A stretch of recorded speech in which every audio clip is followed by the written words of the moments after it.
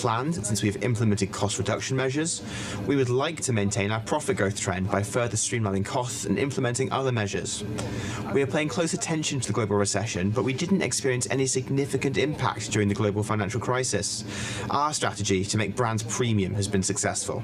I believe we'll be able to somehow overcome this difficult situation. WHO has announced their new recommendation to further regulate on alcohol consumption, and I wonder how your company is dealing with this situation that more alcohol consumption has been sort of facing.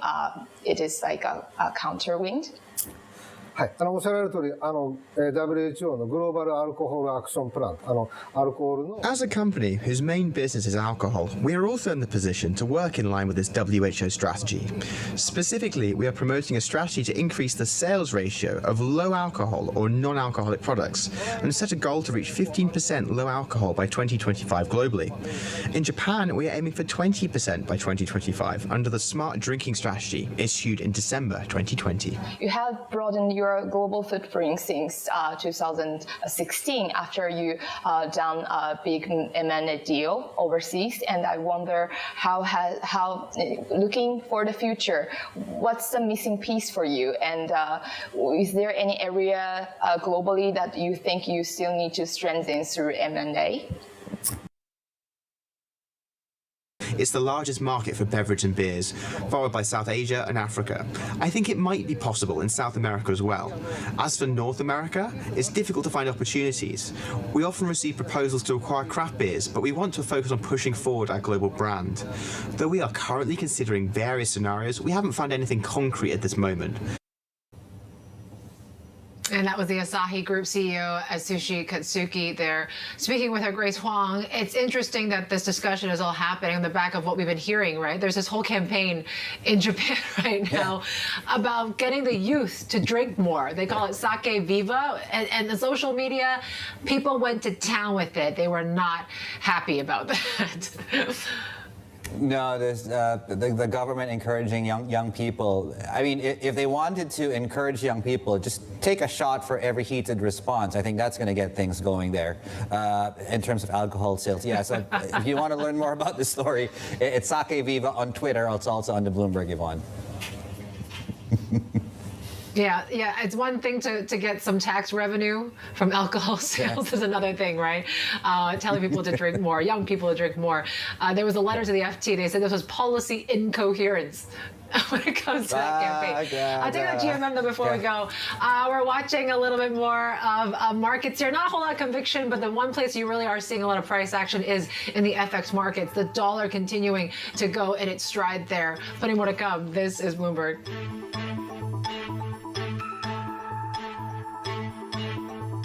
ไม้สังเคราะห์ SCG ล็อกสีสวยทนจากทุกสภาพแวดล้อมที่มีเทคโนโลยี Color Lock Plus We believe in the power of ideas. That's why we launched Bloomberg New Economy Catalyst. This platform will help them share their ideas to reshape our world. Bold thinking, breakthrough action. Bloomberg New Economy Catalyst.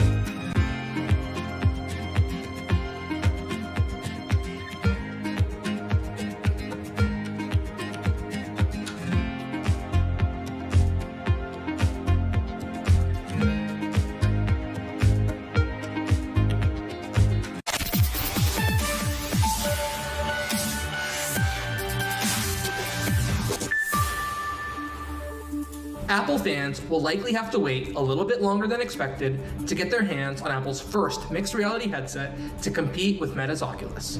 The iPhone maker had planned to reveal the new device as early as this June at WWDC and then release it later this year. But the company has been facing some development challenges related to the device overheating, camera technology, and a new operating system. That means that an intro as early as the end of this year or early next year with a wider consumer release in 2023 is more likely. The headset is planned to have super fast M1 Pro-like chips, immersive audio and speaker technology, and capabilities for media consumption, gaming, and communication. The headset will be pricey, however, and probably cost well north of $1,500. The product will be Apple's first big new bet since the Apple Watch launched 7 years ago, and it should enable an all-new class of applications in the developer ecosystem through an onboard app store. Apple then plans to use WWDC 2023 to engage VR and app developers to write software. The first headset, however, is only the beginning for Apple's ambitions in the space. The company is planning a standalone augmented reality headset as a follow-up later this decade. I'm Mark Gurman. This is Power On.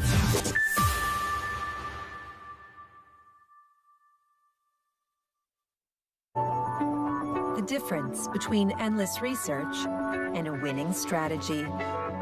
To improve your firm's productivity and profitability, Bloomberg Law combines the latest in AI-powered tools and in-depth analysis to accelerate the research process. To grow your practice and make better use of your valuable time. The difference is Bloomberg Law. You do not get stronger that moment that you're lifting the barbell. You get stronger as your body is making repairs, making recovery. Recovery is when and how you get fitter, faster, stronger.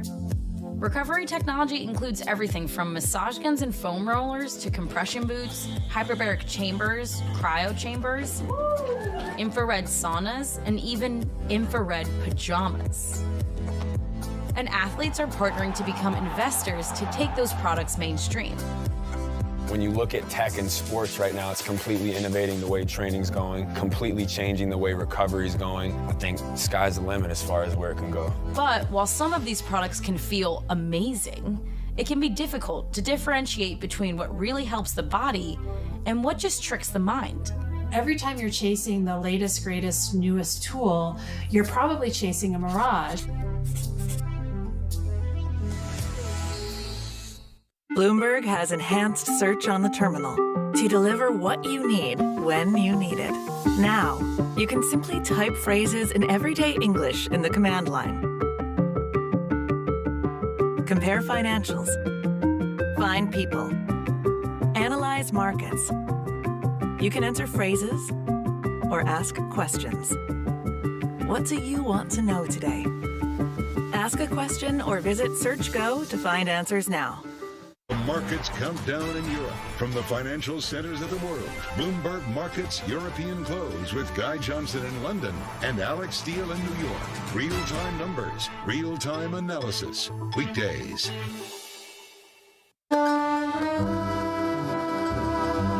What is your base case for Italy in terms of what happens politically and what the economic fallout is? From the heart of where innovation, money, and power collide, in Silicon Valley and beyond, this is Bloomberg Technology with Emily Chang.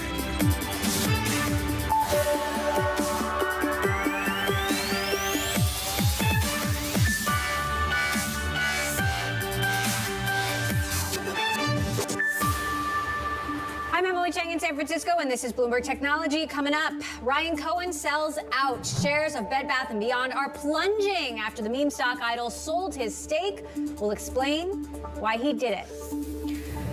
And some of Silicon Valley's richest execs and investors are campaigning against multifamily housing coming to their neighborhood, including Mark Andreessen. Yes, the investor who just gave controversial WeWork founder Adam Neumann a huge check to re-envision, well, rental housing. And last year was the most lavish on record for executive paychecks by almost any measure. More than 30 public company executives were paid $100 million in 2021, according to the Bloomberg Pay Index. We will dig in. All of that in a moment, but first I want to get a look at the market. Stocks ending in the green after swinging between gains and losses. Cisco rising after an upbeat forecast, and Bed Bath & Beyond sinking on the back of a filing by GameStop chair Ryan Cohen's firm. Bloomberg's Christine Aquino Here to tell us all about the day, Christine. Emily, it really is all about the dip buyers today. Not a whole lot of conviction out there, though, but in the absence of volume and clear negative news, the path of least resistance for stocks is definitely higher. Let's take a look at the tech complex here, green across the board. As you can see, the NASDAQ finally delivering a gain here, the first one in 3 days. And even semiconductors, they've been battered for the last 2 days, but they're finally ending the day higher here by 2.2%. As you mentioned, though, Bed Bath & Beyond definitely missing out on this rally after the news about Ryan Cohen wanting out of his stake in the company. That has made for a plunge of nearly 20% on the day. That's the biggest since June. But the good news is that it is nearly, not nearly enough to undo that 400% rally that we've seen since July. That's going to hurt, though, for retail traders still that have really plunged into this stock here. But one thing also to keep an eye in a tech complex, though, it's having a good day today, but valuations, definitely keep an eye on those because that's definitely creeping higher for the NASDAQ 100 here, currently trading at a price multiple of 24. That's well above what we're seeing for the S&P 500 around 18 here. And, you know, we have talked about investors thinking about that asset rotation and loading up on treasuries because those have reached cheaper levels earlier this week. And so if we see that tech valuation really creeping higher from here, that could be what finally tips the scale back into treasuries and out of these more expensive tech stocks here, Emily.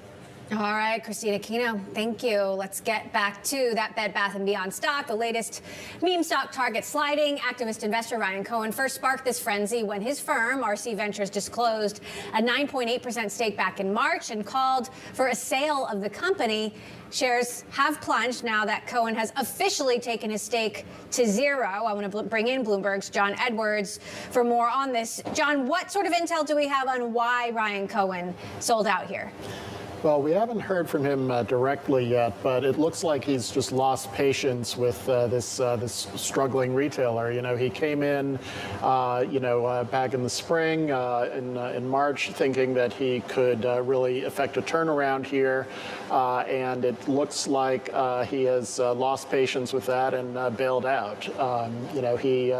He made a lot of changes. He brought in 3 independent directors. Then in June, as that patience started wearing thin, he sort of backed the ouster of the CEO, Mark Tritton. The thought then was that Cohen thought that, Bed Bath & Beyond should sell its, either sell itself entirely or sell its Bye Bye Baby unit, which is doing better than the rest of the chain. But it looks like he has just run out of patience, and Bed Bath & Beyond has run out of time with him, at least. Walk us through the timeline, because obviously earlier in the day there was this filing from RC Ventures. They might sell. Then we learn they have officially sold out. Is there any potential for regulatory scrutiny here?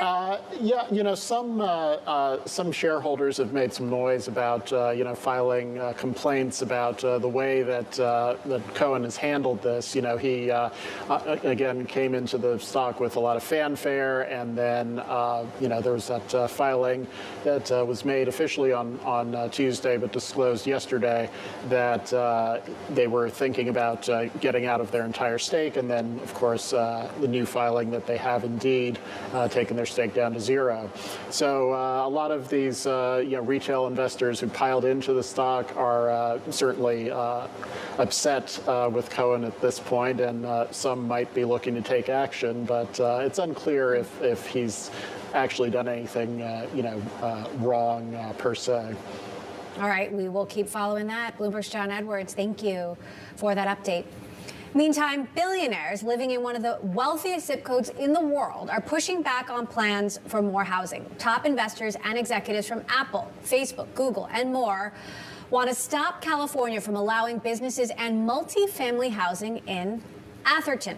One of the most vocal is none other than Mark Andreessen. Bloomberg's Ellen Hewitt wrote about the pushback in Bloomberg Business Week. So talk to us about what's going on here. So there's just this interesting moment where public comment in the town of Atherton was put online, and people discovered that, even though Mark Andreessen has been very vocal publicly about the need for states like California to build more in order to fix its housing shortage, turns out when people propose changes in the town of Atherton that would allow for multifamily housing, the neighbors get very upset. And Atherton is the richest place in America, and that's why the people who are upset tend to be some of the biggest names in tech. So as you mentioned, execs and VCs. So we actually have the letter from Mark Andreessen. He says he's writing to communicate his immense objection to the creation of multifamily housing in Atherton. Please immediately remove all multifamily housing. This is in all caps. Overlay zoning projects. They will massively decrease our home values and immensely increase the noise pollution and traffic. And you referenced a blog post that he wrote a couple of years ago that it's time to build, indicating, it was pretty big picture, not a lot of details about what he was saying it was time to build and how. But this, of course, on the back of a very big check he wrote to the controversial founder of WeWork, Adam Neumann, to re-envision housing.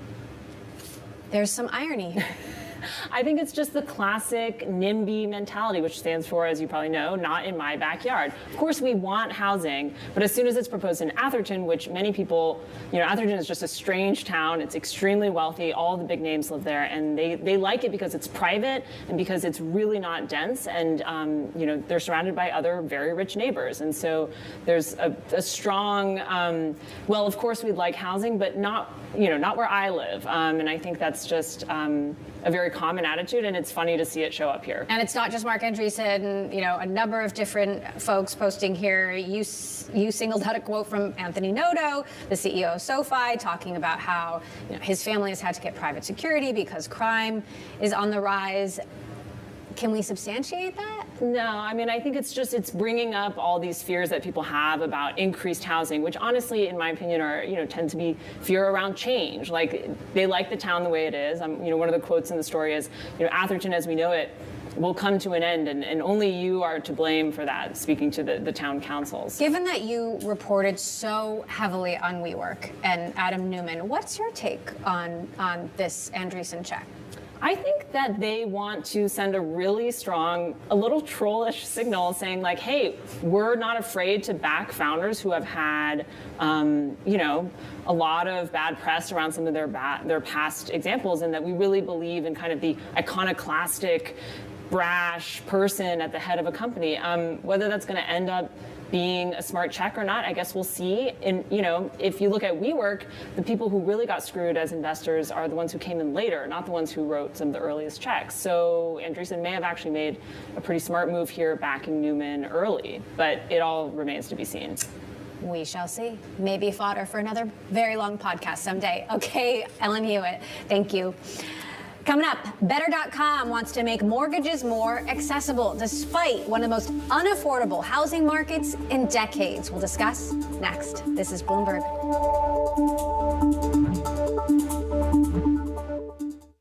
ไม้สังเคราะห์ SCG ล็อกสีสวยทนจากทุกสภาพแวดล้อมที่มีเทคโนโลยี Color Lock Plus At Bloomberg, we believe in the power of ideas.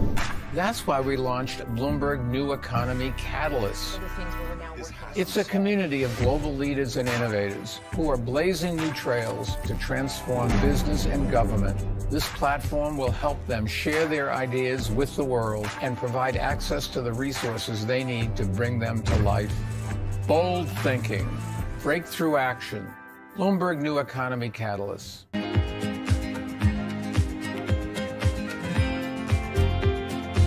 There's more activity in the fusion world than ever, and not just in government research labs.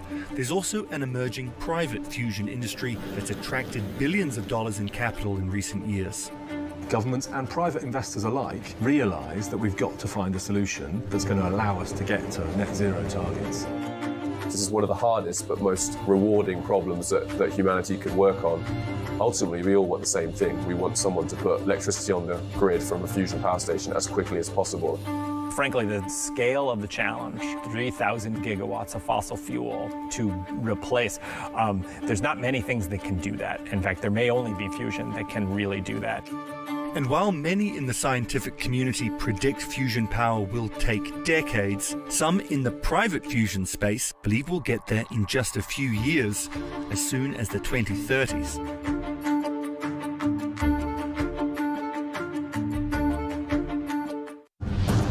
No one covers the world like Bloomberg. There's a sense it'll get to 7% in the coming months. Do you see that coming true? There was something of a grey zone battle between Taiwan and China. Where are the job cuts to come from? We will not just cut and run. With unmatched reach and resources from more than 120 countries, the moment news breaks, 24 hours a day.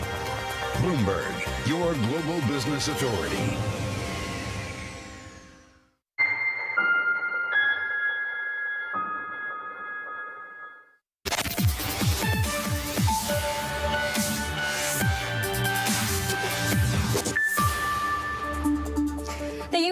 Market is quickly changing. Homes are more unaffordable than they've been in 40 years, and home sales have fallen for 6 months straight. The Home Buyer Affordability Index is at its lowest point since 1989, which means, in theory, more than half of families can't get on the property ladder. Still, the online housing business is growing, and Better.com wants a leg up on that ladder, partnering with Palantir to create a new mortgage platform that'll aim to leverage data to help borrowers qualify for better loans. Here to discuss, Better CEO Vishal Garg. Vishal, thank you so much for joining us. So how will this marketplace work exactly? Well, thank you so much, Emily. We have 32 major institutional investors that are on our platform today that actively buy loans. And what this will permit them to do is to use far more granular data to make loans to CRA eligible loans, low moderate income eligible loans, loans for homes with solar, things that have traditionally been very difficult for mortgage investors to provide discounts on or to make more affordable. Yeah, we're heading into what could be a very prolonged economic downturn. We're already in it. You know, this is never a good time for the housing market. Why do you think now is the right time to launch this? I think affordability matters more than ever before. And we've got $3 trillion of capital that's been raised for ESG funds, and most of it never makes its way into the mortgage market. So by creating Bloomberg for Loans, effectively, working with Palantir, what we're going to be able to do is help families that are in sectors that are favored by ESG investors actively connect with those investors and effectively be able to lower their cost of home ownership. Now, what are the challenges that you think you're going to face in trying to build out a home mortgage business at a time when the housing market is slumping, if not crashing? I think the demand for houses is down, but there's still millions of homes being bought and sold every year in the United States today. And Better.com has grown fairly rapidly. We've grown from nothing to doing almost 100 billion of mortgages this year. And so while the market is down, we are still less than 1% market share, and we hope that we can continue to grow. And by making housing more equitable, we can actually grow, addressing one of the issues that most homeowners face today. You got a huge capital infusion from SoftBank. Is this you putting that capital to work? And how else should we see you putting that money to work? Yeah, we did get a huge capital infusion from SoftBank, and making homeownership more equitable while driving our business is the most wonderful type of innovation that we can hope for. And so this is at the cutting edge. By partnering with Palantir, what we were going to do in 5 to 10 years, we've been able to leverage our SoftBank capital to actually make live this year. Now, Now, I have to ask you about this. The macro picture, of course, has been challenging for a lot of companies in the last year. You've had layoffs, laid off 9% of the company, 900 people you laid off via Zoom, then an additional 3,000. I know you got a lot of heat for that. When you look back on that, what would you have done differently? What do you think went wrong? I think we did a lot of things that were very wrong. I should have handled the layoffs with more care and more empathy. We were very lucky that because of the fact that we're a digital mortgage company and a digital homeownership platform, we were actually able to see the downturn in the market that is evidenced today, and that you see many, many other mortgage originators laying off thousands of people. We were able to see that as early as late last year. And so we've been able to get ahead of it. We've been able to downsize to a burn. We've taken over $1 billion in expense line items out of the company's cost structure. And we're using that savings to now innovate and continue to serve customers.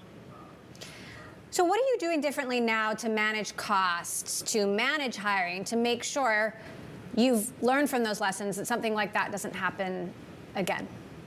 I think managing the up and down cycle of the cyclicality of the mortgage industry is something that's new to us. We're, again, only a 6-year-old company, and there are companies in the mortgage space that have been able to manage that far superior to us. So what we're keeping our pulse on is customer demand specifically for new products, and legging into growing those new products, not at the rate that we did in 2020, where we grew almost 800%, but slowly legging into customer demand rather than what in startup land you get taught to do, which is to blitzscale. You're also being sued by one of your former executives, Sarah Pierce, alleging you misled investors in the process of trying to go public via SPAC. She's also alleging retaliation. The SEC is now looking into this. What's your response to all of this? I think it's very hard for me to comment on matters that are in active litigation or the subject of an SEC inquiry. All I can say is every day we wake up and we find gratification in helping make homeownership cheaper, faster, and better for more and more American families. And the more we can keep on doing that, the better the world will be. You're also trying to take the company public, I believe still via SPAC, and I know there's a deadline coming up for that. Is that still the plan? And, especially given that the SPAC market has fizzled, how are you thinking about whether now is really the right time? We're evaluating all of our opportunities. And again, I can't comment publicly on it. All I can say is that we remain committed to achieving greater capitalization so that we can have the funding to serve our customers. And we're open to all the different options out there that enable us to continue to be really well capitalized. So I'm curious for your thoughts on this. We've been talking a lot about the funding that Adam Neumann, the founder of WeWork, just received, the biggest check ever from Andreessen Horowitz to, potentially revolutionize residential real estate, or at least that's what Mark Andreessen seems to be hoping for, according to his blog post. What do you make of that funding? I am so happy that the venture capital community and entrepreneurs are still interested in revolutionizing the residential real estate market. Here we have a $40 trillion industry where consumers still pay 6% to buy or sell a home, where consumers spend over 10% of the value of their home just transacting, where it takes 60 days to transact. And so there are so many aspects of the residential real estate market that need to be optimized and made work for consumers rather than brokers or transactional intermediaries. And we really welcome the fact that there's going to be more innovation and more capital and more innovation in the space. Even if it's going to Adam Neumann, who at the very least is a very controversial founder? Adam Neumann is a controversial founder, but he did revolutionize the idea of office space. Many of our offices are in WeWork space. And so while I can't speak to any and all of the opinions that are out there in the market about him, we are delighted users of the product that he helped create. And so if he can do the same for residential real estate, good luck. All right. Vishal Garg, CEO of Better, will be watching your marketplace and following this new partnership with Palantir. Thank you for joining us. Much more coming up right after this break. This is Bloomberg.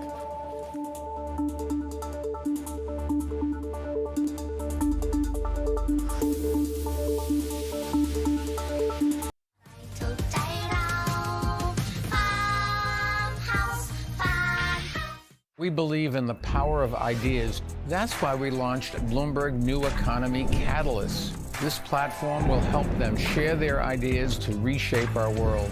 Bold thinking, breakthrough action. Bloomberg New Economy Catalyst.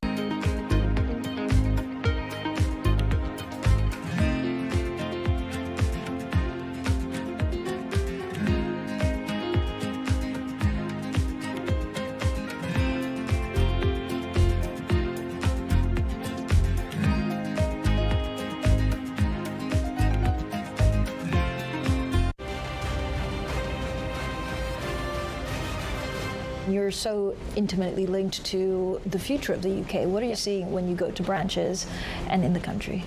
Yeah, we're seeing a lot of anxiety at the moment. I think the recovery from the pandemic has been and is continuing to be very strong. So I think we're seeing the economy recover. But with rising interest rates, with inflation, those are things that peoples and families and businesses haven't had to deal with for 10 years. So a lot of business owners today haven't had to operate in that environment. So it's causing quite a lot of anxiety, which means, for us, because we're up and down the country in branches and offices, we can spend a lot of time talking to businesses and helping them plan and deal with it. But it is, it's very different, and it's not something people have had to operate in for a long time.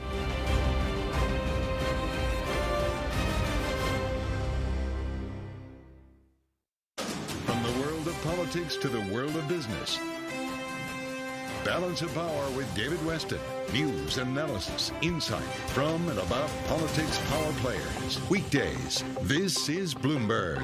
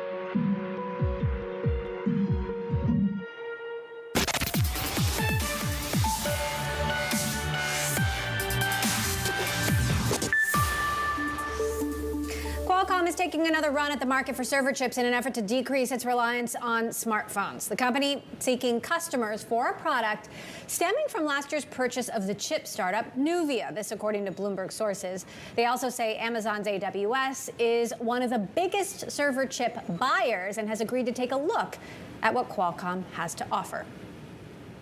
China is lashing out at a $52 billion program to expand American manufacturing of semiconductors. An industry association says it contains elements that violate fair market principles and targets China's own efforts to build a chip-making industry. The legislation prohibits companies that receive funding from expanding production of advanced chips in China. And it's the biggest annual television deal ever for a college sports conference. The Big Ten has reached an agreement on a 7-year contract with Fox, CBS, and NBC.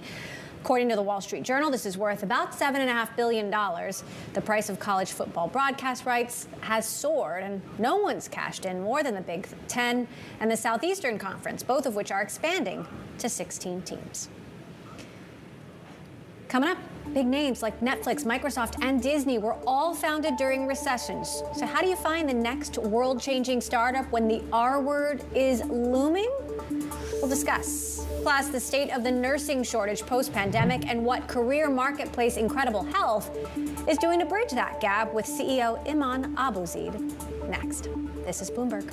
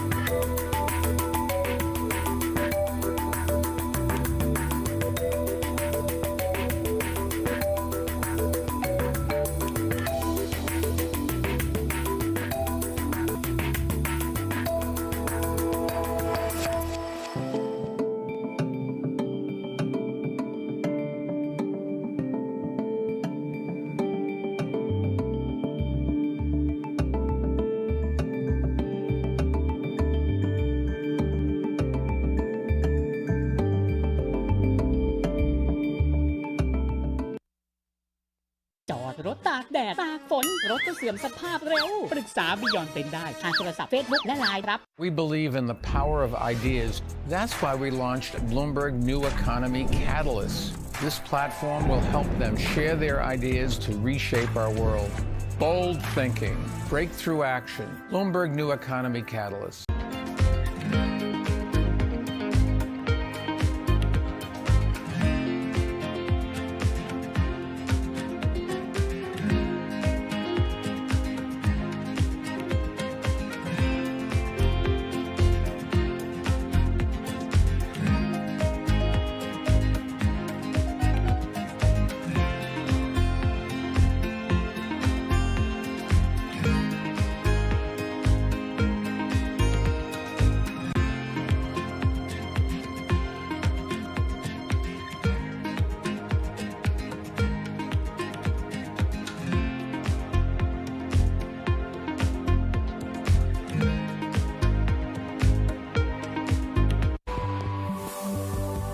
Imagine simply climbing a cable into space. The concept is known as the space elevator. Not only could it significantly change how we leave planet Earth, but it could also completely transform humanity's relationship with space. And there are scientists who think we could have already built it. We have the material, we have the technology, we have the lasers, we have the climbers, we have all of it. If a private entity wants to build it, or a government, they can build it. It'll change society. We have no clue how colonizing into space, how really spreading out into space will really change our society over the next 50 to 200 years. It'll be completely different.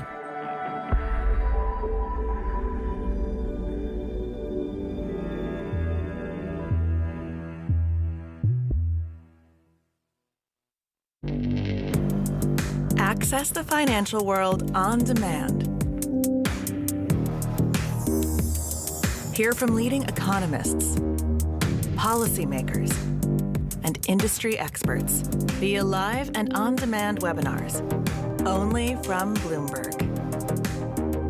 Start exploring to see what's moving the markets. Visit Bloomberg.com/webinars.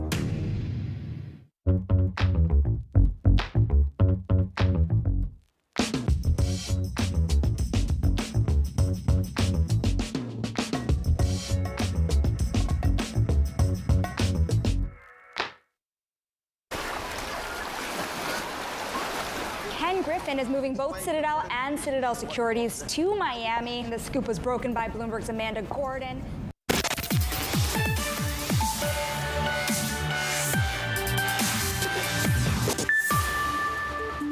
Welcome back to Bloomberg Technology. I'm Emily Chang in San Francisco. Incredible Health, a career marketplace for permanent healthcare workers, announced $80 million in Series B funding. The company's valuation now $1.65 billion. unicorn status. This at a time when the nursing shortage is still a huge problem in the United States. A recent report from McKinsey estimating the U.S. will be short at least 200,000 registered nurses by 2025. Let's bring in Dr. Iman Abuzaid now for more on this. She's the CEO and co-founder of Incredible Health. Dr. Abuzaid, great to have you back here on the show. You talked about the nursing shortage right here earlier in the pandemic. What's that shortage like now?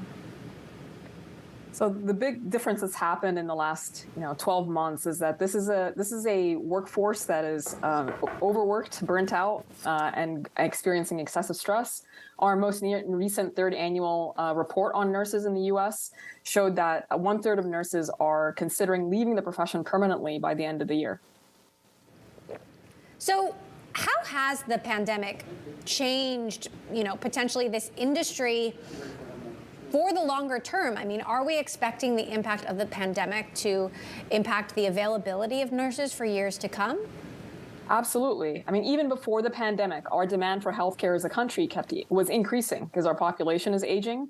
But pandemics are certainly demand shocks on the system that put more constraints on more strain on the healthcare system and the need for even more healthcare workers to fill that demand. The CDC just announced a huge overhaul of the agency, acknowledging mistakes they made during the pandemic, acknowledging a need to be more nimble and respond more quickly. What do you think went wrong there? I mean, there were certainly some challenges with how the CDC collaborated and the way they communicated with the public, which, they have some responsibility in terms of how intense and challenging COVID became in the U.S. And that, in effect, affected the healthcare workforce as well. They were massively overworked. And hopefully with these changes, when and if there is a future pandemic, it won't affect or decimate the healthcare workforce as much as this last pandemic did. What are the implications for the doctor and hospital marketplace? What are you seeing on your platform?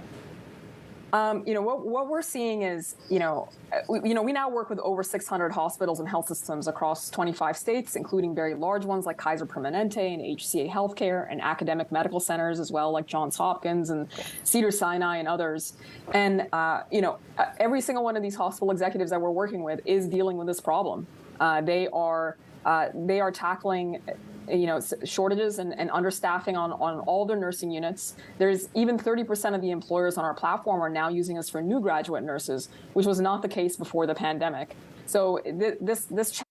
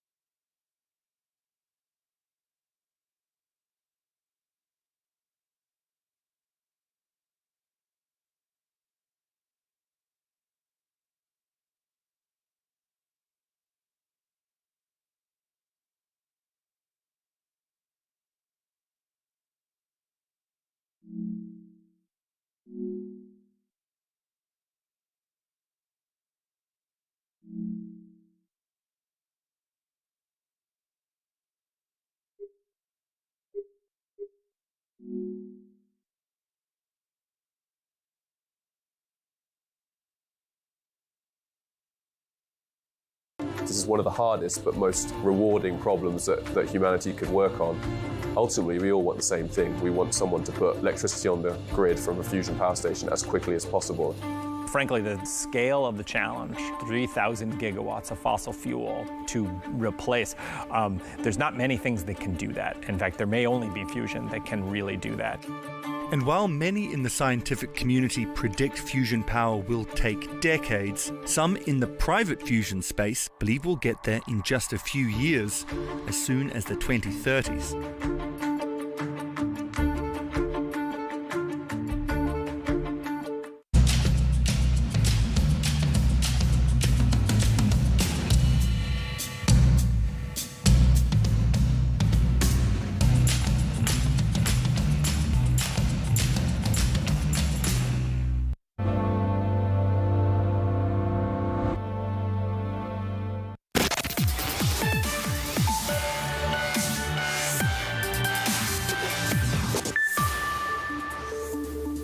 Nine-figure paychecks, once a rarity, are now proliferating, despite critics on Capitol Hill and beyond.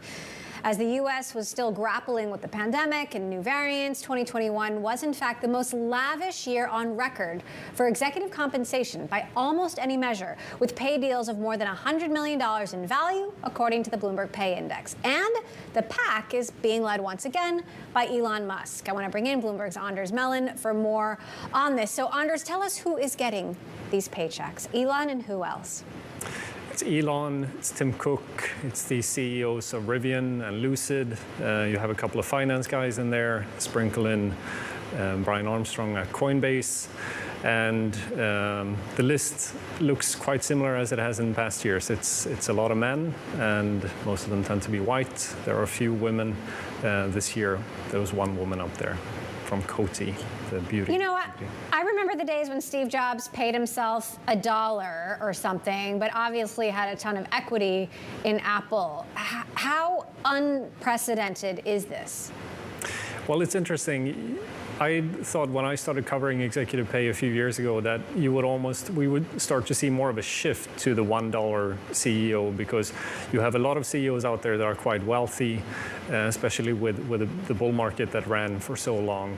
But instead, it's almost been a shift in the opposite direction, and a lot of that really harks back to Elon Musk, who in 2018 got the biggest pay package that has ever been granted to a company executive, in which he would earn just tens of billions of dollars over the course of about a decade through a generous grant of stock options with very audacious goals attached to them. What many companies did was to say, this looks really interesting, and they went out and they constructed similar pay packages for their CEOs, and that's what we're now seeing popping up here and there across corporate America, not just in tech, but also in other places too, and that's what's really driving this trend. It's interesting to see some of the names on this list. RJ Scaringe, for example, the CEO of Rivian. I mean, Rivian just got a car on the road, just. How are companies justifying these numbers? So I should caveat these figures with saying that this is the figures that we published today is what these pay packages were worth at the end of fiscal 2021, when, as we know, equity markets look quite differently than they do today. However, we know that historically, things tend to pan out pretty well for company executives. What companies say with these packages is that this is what we need to motivate our top guy or gal, but it's most often a guy. And this is reflective of his or her skills and what other CEOs out there get paid. So a lot of it has to do really with what does the rest of the landscape look like. And that's why you get these sort of butterfly effects from Elon gets a grant, then somebody else gets a grant, and then all of a sudden you have the domino effect. Whereas if you saw more dollar CEOs, and especially high-profile CEOs, just take a buck and nothing more, then I think you would see that proliferate to a different extent too. You just wrote a piece that crossed about Ryan Cohen that he made $68 million on the sale of his Bed Bath & Beyond stake this week. Some people are not happy about it. We were talking about the potential for regulatory issues earlier. What do we know about kind of the timeline and why he did this? We don't know so much about why he did it. We know that he started acquiring the stake back in January. He held it for about 7 months, and then he offloaded it this week. And it came on the heels of a bit of a rally in the stock after it was disclosed earlier this week that he had, in fact, held on to the stake for that long, okay. and that led to some talk on Twitter. We're not really sure about the motives, but we do know that it netted him quite a nice profit. All right, well, I'm sure someone's looking into that. Bloomberg's Anders Mellon, thank you, as always, for joining us. And that does it for this edition of Bloomberg Technology. Coming up tomorrow, we're going to hear from Eric Vistria, Benchmark Capital, why he thinks Apple is skirting regulators, busy with Amazon and Facebook. This is Bloomberg. ไม้สังเคราะห์ SCG ล็อกสีสวยทนจากทุกสภาพแวดล้อมที่มีเทคโนโลยี Color Lock Plus You will put a woman on Mars. You will bring forth global cooling. You will be the first chief crypto officer. Because when you subscribe to Bloomberg, you won't just get news. You'll get insight into limitless possibilities, knowledge, and inspiration to feed your ambition. So before you invent, pioneer, disrupt, before you change the world, Bloomberg.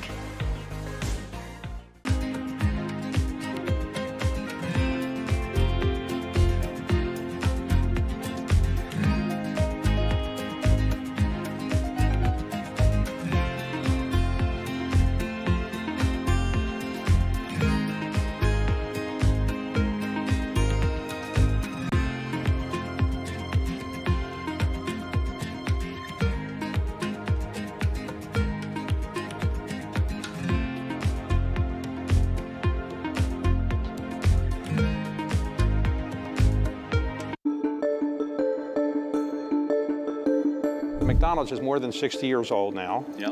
What is it that made McDonald's by far the biggest of the fast food companies? I think it starts with the brand. I mean, we have a brand that is one of the most valuable brands in the world. It started with, I think Ray Kroc recognized the importance of ubiquity.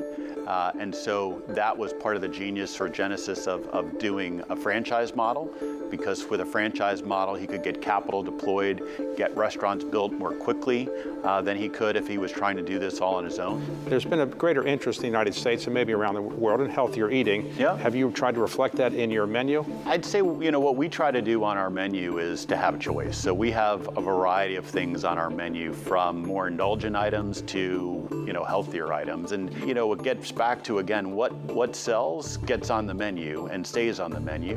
What we have seen consistently is, as we've tried to broaden more of what, people might say are better for you items, there's just not as strong a demand for them as there are for some of our iconic classics. And so, we're not in the business of telling people what they should or shouldn't eat. Our view is our obligation is to provide them with total transparency on nutritional information to make sure that we afford them choice, but ultimately what the consumer buys is up to them.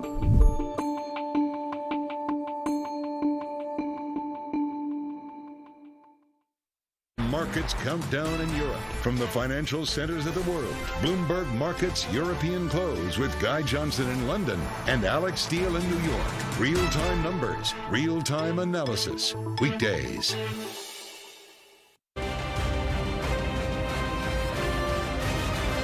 You're so intimately linked to the future of the UK. What are you seeing when you go to branches and in the country?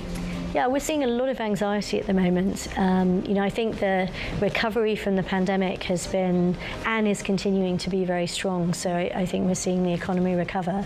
But with rising interest rates, with inflation, those are things that, peoples and families and businesses haven't had to deal with for 10 years. So a lot of business owners today haven't had to operate in that environment. So it's causing quite a lot of anxiety, which means, for us, because we're up up and down the country in branches and offices, we can spend a lot of time talking to businesses and helping them plan and deal with it. But it is, it's very different, and it's not something people have had to operate in for a long time.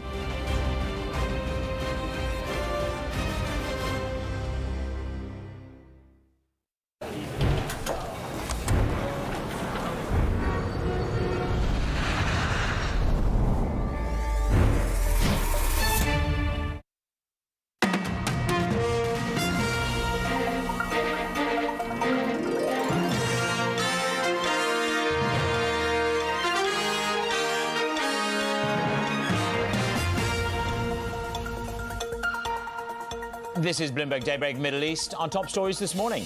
Mixed messages from the Fed over the size of the next rate hike. Jim Bullard wants another 75 basis points, but Esther George is more cautious. Meanwhile, a survey from PwC shows half of U.S. companies are reducing headcount or planning to do so amid fears of a slowing economy. The dollar pops as Indonesia's leader Joko Widodo tells Bloomberg that President Xi and Putin will attend the G20 in Bali. And Turkey's central bank delivers a shock interest rate cut, despite inflation running at 80%, with the lira floundering near a record low.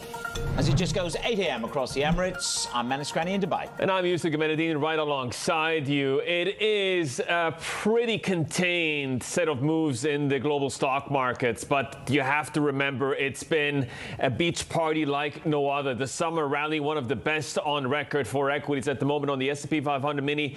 A little bit of caution getting back into play, about a fifth of 1% lower. Marko Kalanovic, who is one of the biggest bulls on Wall Street, is defending his 2022 calls for dip buying. He's warning that the Fed risks disrupting financial markets by going too hawkish right before the midterms. I want to get to this chart here, GTV Go, because this was a portion of the market that wasn't boring, because the billionaire Ryan Cohen pocketed $68 million of profit from the sale of his stake in Bed Bath & Beyond. That's a 56% of an investment gain for something he held for about 7 months. The retail traders, they're getting scorched. The shares were down 20% on Thursday, fell another 27% in late trading. This chart tells the story. I want to flip the board, just highlight what's happening in European natural gas, because it's rallied to a record. The energy crisis pounds the region. This is the intraday action, up 6.7% as of close in the prior trading session. Prices are about, 11 times higher than they usually are at this time of year. And Europe's already lost about half of its zinc and aluminum smelting capacity because of the higher energy prices. And here's the thing, Manus, more is set to come.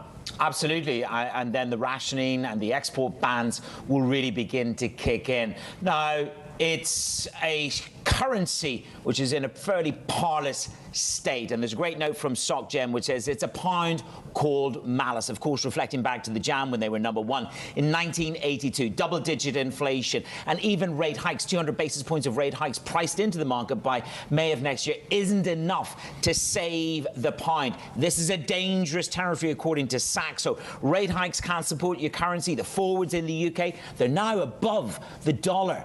And we haven't seen that for a long, long time. So even though the pricing of the rates market is above US rates, still the pound can't get a bid. Confidence falling to the lowest level since 1974. It's a fairly parlous state.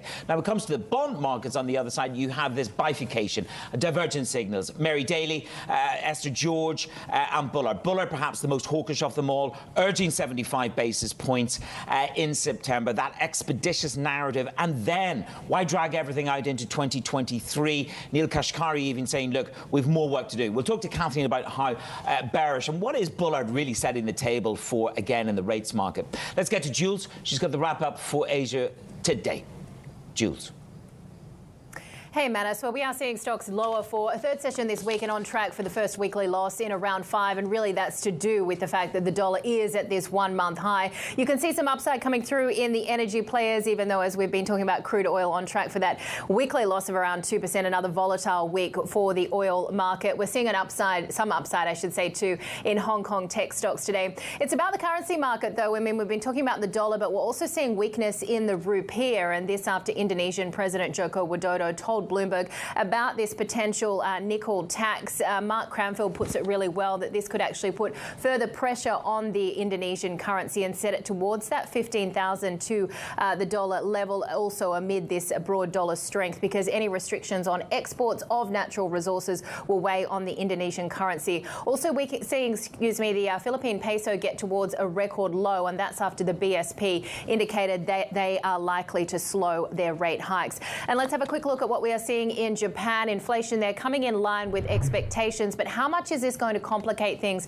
for Governor Kuroda when you have inflation pressures accelerating further beyond the BOJ's 2% target? Consumer prices, excluding fresh food, rising 2.4% in July from a year ago. A lot of this to do with energy costs, which is what we are seeing globally, and this is the strongest reading since 2008, excluding the impact of the sales tax hikes. So Japan's inflation just getting very much harder for Kuroda and the BOJ to explain away the reasons why they want ultra-low rates. Manus.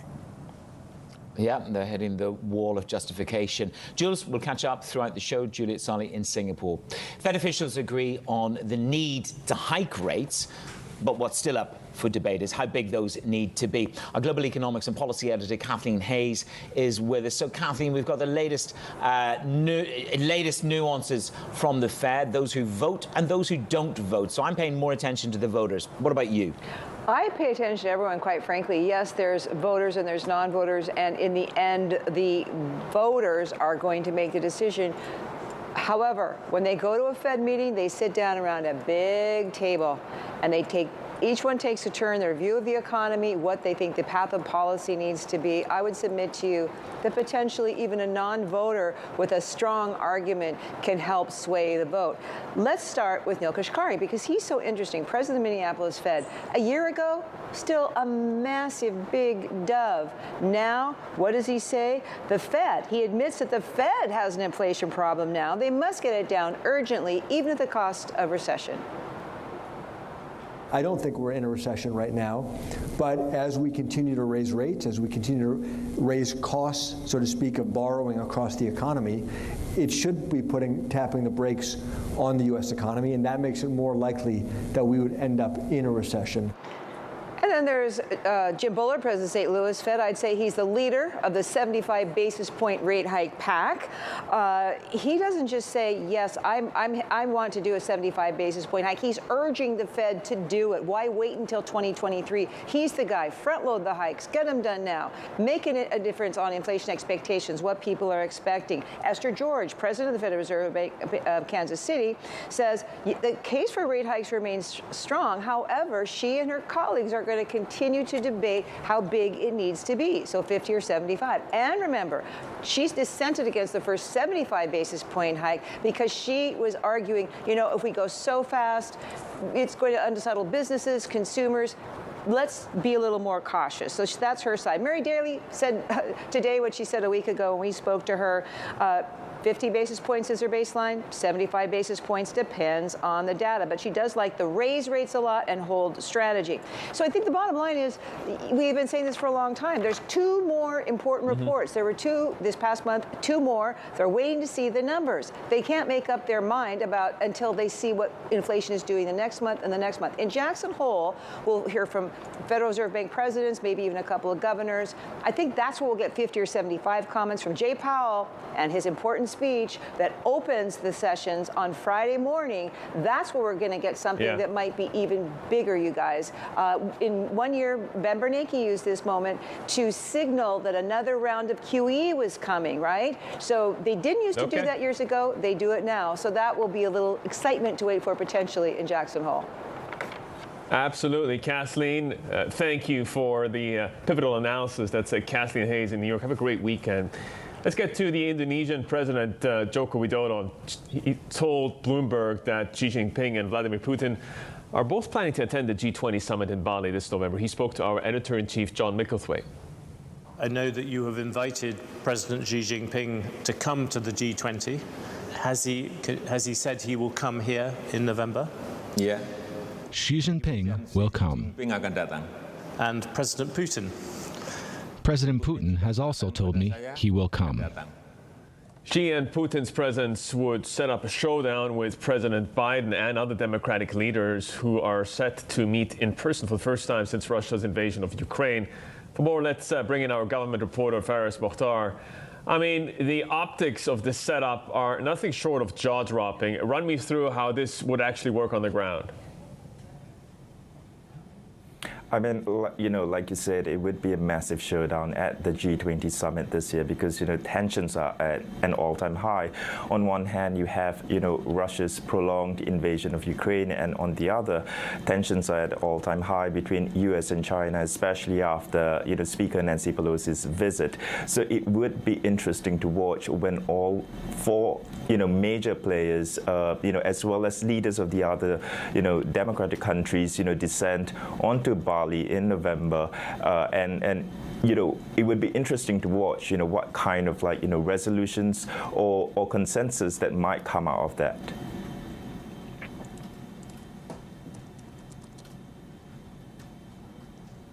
Our government reporter there, Faris Mokhtar, with the very latest analysis on what could be a fairly touchy gathering of the G20. Faris, let's see what happens there. Of course, the dollar went immediately bid on the back of that news that Xi and Putin would be in the same place at the same time. That might get rewritten as the market trades through the day. Let's talk a little bit about one story which got rewritten yesterday. The Turkish Central Bank cut rates. We've been on sort of this autopilot, 14%. We're down to 13%, 100 basis points. The lira dropped quite aggressively on that. This is the dollar going bid and the lira going down, Yusuf. Of course, not one single analyst got it right. There's a shock. All of them were wrong-footed, and the justification from the central bank was about the growth momentum in industrial production. That was the justification for cutting rates by 100 basis points. But of course, Erdogan on June the 6th had said, this government will not raise interest rates. We will continue to cut them. So you're looking at this lira still heavily managed. A lot of the foreign players are sidelined and have been since 2018. And of course, central bank maybe thinks it can do this, Yusuf, because they got $15 billion in from Russia into the foreign currency reserves. Of course, that is for a nuclear program, a nuclear energy program. But at the moment, the lira, as you can see, cascading lower, and inflation at near 80%, and no sign of a major shift there either. Yeah, drama in monetary policy in Turkey, just like the television dramas over there, but it also was an eventful day for other parts of emerging markets. I'm thinking of Egypt here, where the veteran financier Hassan Abdallah was named as the acting central bank governor. There were about 16 hours where we had a bit of a gap, and the countdown was on for the central bank decision. And then finally we got the name. He is, of course, well-known within financial circles. He worked at the Arab African International Bank prior. But the other component of the day was, of course, the actual decision. They kept rates unchanged. There was speculation whether or not we might get a devaluation to kind of give in to some of the IMF demands. The bank, for now, opting for caution. They're holding the deposit rate at 11.25%. The lending rate stays at 12.25% for the second consecutive meeting. Bloomberg did a survey. Economists were split on this. So this was right down the line. It'll be interesting to see how it happens in about a month from now. But you can see the forwards are beginning to reprice as pressure continues to build. A move here of 4.7%, 24.5 Egyptian pounds against the dollar. Let's check on the first word headlines for you from around the world and get back out to Jules in Singapore. Jules. Thanks, Yusuf. Longtime Trump Organization CFO Alan Weisselberg has pleaded guilty to 15 tax fraud charges. Weisselberg admitted scheming for years to avoid taxes by paying certain workers with unreported perks, such as housing and cars. Trump has not been charged in the case, and Weisselberg didn't implicate his boss, but he will have to testify against the Trump company. Chinese President Xi Jinping is urging regional authorities to help relieve the severe drought threatening electricity supplies and adding a further risk to economic growth. Some factories in Sichuan have been forced to curb production as the heat wave in southern China hits hydropower generation. Water levels in the Yangtze River had fallen to the lowest recorded level for this time of year. The US is aiming to boost its supplies of monkeypox vaccine by securing a deal with Danish drug maker Bavarian Nordic. The vaccine would be packaged by a Michigan-based company, which should be ready to start work within 3 months. The Biden administration has made an initial order of 2.5 million doses from Bavarian Nordic, which produces the only vaccine cleared for monkeypox. And FIFA says football fans have so far snapped up almost 2.5 million out of the 3 million tickets available for November's World Cup in Doha. Close to 521,000 tickets were sold in the most recent phases, with group stage games featuring Brazil proving popular. Residents from the host nation Qatar and neighbours Saudi Arabia are among the top buyers. Global news 24 hours a day on air and on Bloomberg Quick Take, powered by more than 2,700 journalists and analysts in more than 120 countries. This is Bloomberg. Yusuf. Thanks, Jules. A chance then to still get my hands on a couple of tickets, one for me and one for Manus. So let's get you a snapshot of what else is still to come on the show. We'll hear from the CEO of the Australian property firm that's Stockland. Tarun Gupta joins us at 5:30. Plus the views on the regional economy with Nomura Asset Management's Tariq Fadlallah joins the team. But up next, markets are processing mixed signals from the Fed officials. We'll discuss the outlook with Gulf Investment Corporation's Raffaele Bertone. This is Bloomberg.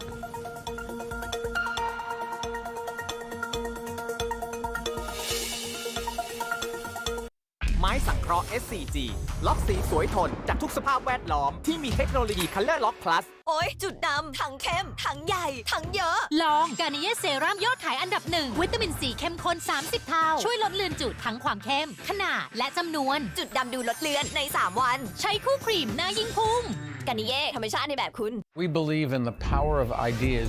That's why we launched Bloomberg New Economy Catalyst. This platform will help them share their ideas to reshape our world. Bold thinking, breakthrough action. Bloomberg New Economy Catalyst.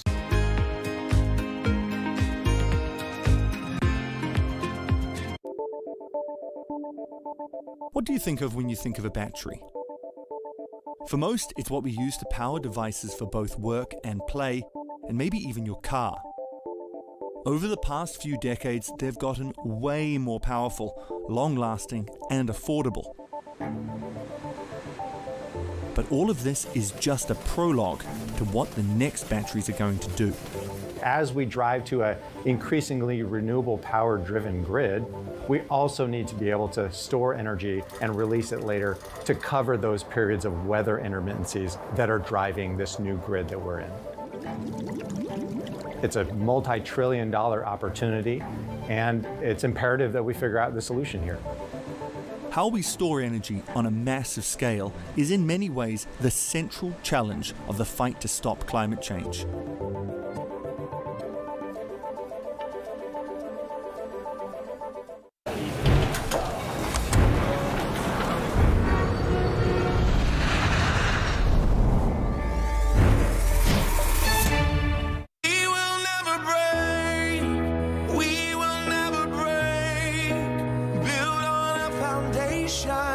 Strong enough to stay, we will never.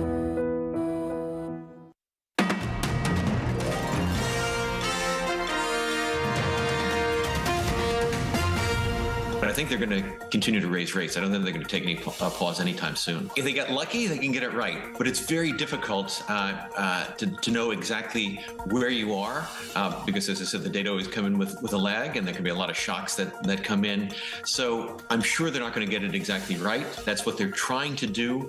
I think if they're going to make a mistake, it's going to be on tightening a little bit too much because they really want to make sure that they bring inflation down. Former Federal Reserve Governor Randy Krozer on the Fed's rate hike path. Mixed signals from various Fed officials over the size of the September rate hike are keeping markets guessing. Meanwhile, you have a survey by the consultant PwC revealing that roughly half of U.S. companies are reducing headcount or planning to do so. Let's bring in Raffaele Bertone. He's the head of debt capital markets at the Gulf Investment Corporation. Raffaele, I'm seeing this inflationary push once again that's coming through two-year yields. I'm seeing that with some of the risk parity funds in some of the energy plays and stocks as well. What do you think the Fed is going to deliver by year-end, given the tone we've seen from officials? Good morning, Yusuf. Good morning, Manos. Our expectations have not changed in the sense that we expect another 50 basis point hike in September, followed by another 2 rate hikes in November and December. So our terminal rate has been the same for a while, around 3.5%, and the recent data are showing that inflation, at least in the U.S., is peaking. And going forward, the need for rate hikes will diminish.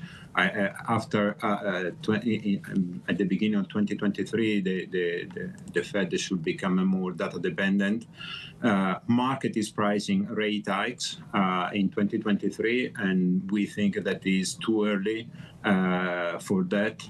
We don't expect a recession in U.S., and therefore the Fed should maintain his stance going forward. So, Raffaele, given that Goldilocks scenario, some would say, you know, you're talking 50 and 2 clips of 25. James Bullard setting the table for something much more punchy. Can I extrapolate from that sort of drift that you've laid out, 50 and 2 25s, perhaps that the inversion of the curve has run its course, it'll find a bandwidth at 50, 60, but it's not going to implode any further. And the quid pro quo is, of course, that credit spreads won't blow out any further. Yeah, that's absolutely our point. We believe that the bond market has priced already lots of negative news into 2023. The flattening of the curve is a little bit excessive at the moment, and should steepen going forward. Having said that, we know that there are lots of moving parts. Volatility is going to be high, but the trend is for a steeper curve going forward. There is a significant amount of repricing underway in the FX markets, Raffaele. I'm seeing dollar strength. I'm seeing euro and sterling weakness. Is that going to endure, given that the fundamentals continue to diverge as significantly as they do? Yeah, absolutely. The main divergence between the U.S. and Europe is obviously the energy crisis. We haven't seen yet any solution on that front. And in terms of inflation, Europe inflation is still peaking, and therefore everything is related to the currency. I would say one thing. As you anticipated, in November, we are going to have the G20 with the participation of the big leaders. Something could change there. But until then, I think a US dollar will remain the safe haven for the market. And that's certainly the top story this morning, is that, you know, when in doubt, the dollar is where you want to be. From a tactical position, you've reduced your defensive position and you're adding to risky assets. So the question is, are you drawing out of cash, and where are you loading up on risk? Is it equity? Is it credit? Or are you taking a little bit more duration? There's this whole narrative that the pension funds are ready to gorge on bonds at 3%, and 350 is probably the more enticing level. So where do you add risk across the portfolio? You are absolutely right. We have started reducing our short duration position, reducing cash in favor of long-dated government bonds, investment grade, and emerging markets. On the high yield side, we remain still a little bit defensive, but we are buying the short end of the curve. In terms of bonds versus equity, we believe that bonds are already priced a negative scenario, but while the equity after the recent rally is the risk-adjusted return looks less attractive. So we prefer risky assets on the bond side at the expense of equities at the moment. Okay, well, certainly one of the best rallies that we've had on record over this summer. Perhaps it's a little bit of an auspicious warning. The best had even beat 1929.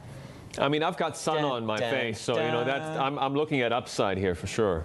Okay, there you go. You see, this is one of those Look at that. This is one of those magical moments on TV. Vitamin D while we're on air. There you Doesn't go. get any better. Raffaella, thank you very much. We'll leave you with that thought.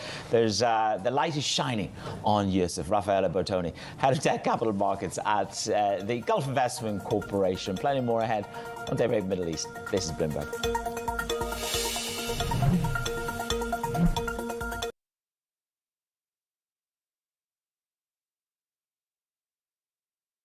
โอ๊ยจุดดำทั้งเข้มทั้งใหญ่ทั้งเยอะลองกานิเย่เซรั่มยอดขายอันดับ1วิตามินซีเข้มข้น30เท่าช่วยลดเลือนจุดทั้งความเข้มขนาดและจำนวนจุดดำดูลดเลือนใน3วันใช้คู่ครีมหน้ายิ่งพุ่งกานิเย่ธรรมชาติในแบบคุณ We believe in the power of ideas.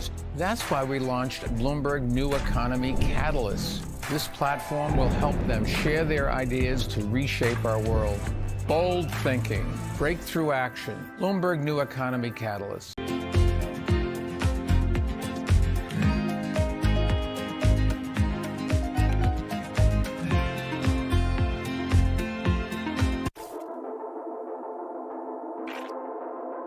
A digital-first approach to the future of work is where the industry and all companies will be heading. Could the future of work not be at home or in the office, but in the metaverse instead?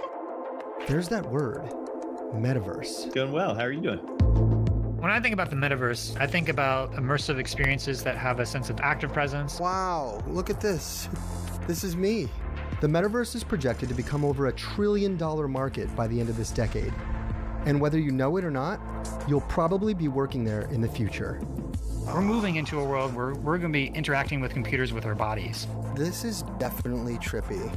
I think the adoption curve is going to be slow. It's doing weird. Like a weird floaty thing right now. But Oh, look at you. You have no legs. It's kind of a fun world, and we're just at the very beginning of a very long journey.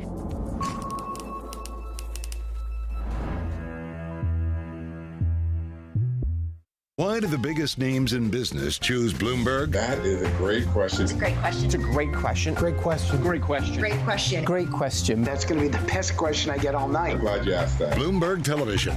Top experts. Great questions.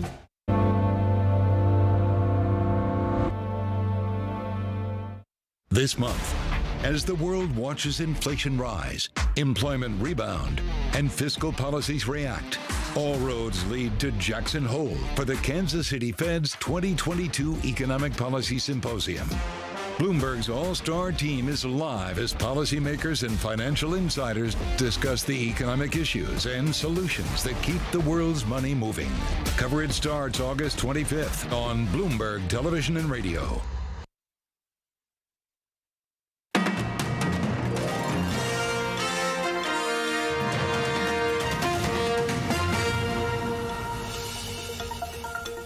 It's Daybreak Middle East, and that Jackson Hole gathering could deliver a flesh wound to King Dollar, which remains strong up for a third day in a row. There's political angst as Xi Jinping and Putin will possibly face-to-face with the rest of the global leaders later in the year. That is giving the alpha to the dollar. The renminbi at the bottom of your screen, that is the dollar up, renminbi down, as the PBOC sets the reference rate at the weakest level since 2020. How to embolden your economy. But that strong dollar is indeed going to be bolstered by the Bullard narrative, where he is pushing for the 75 basis points, Yusuf. And again, it's he or she who shouts loudest around that table may bolster the 75 basis point case in September. Yeah, I'm impressed by the cascade of commentary coming from the Fed. I want to get to the Middle East markets because the lower oil prices or the concerns around the longer-term trajectory of those prices weighed on sentiment. The Saudi Tadal was down 1/5%. I want to highlight Abu Dhabi as well. First Abu Dhabi Bank selling off at 2.7% lower. Absence of catalysts. Given the big rally we've seen, a big issue there. Much more ahead. This is Bloomberg. ติดฟิล์มรถยนต์ CZ Nano Ceramic กันร้อนสูง 84% ประกัน 8 ปี โอ๊ยจุดดำทั้งเข้มทั้งใหญ่ทั้งเยอะลองกานิเย่เซรั่มยอดขายอันดับ1วิตามินซีเข้มข้น30เท่าช่วยลดเลือนจุดทั้งความเข้มขนาดและจำนวนจุดดำดูลดเลือนใน3วันใช้คู่ครีมหน้ายิ่งพุ่งกานิเย่ธรรมชาติในแบบคุณ We believe in the power of ideas. That's why we launched Bloomberg New Economy Catalyst. This platform will help them share their ideas to reshape our world. Bold thinking, breakthrough action. Bloomberg New Economy Catalyst.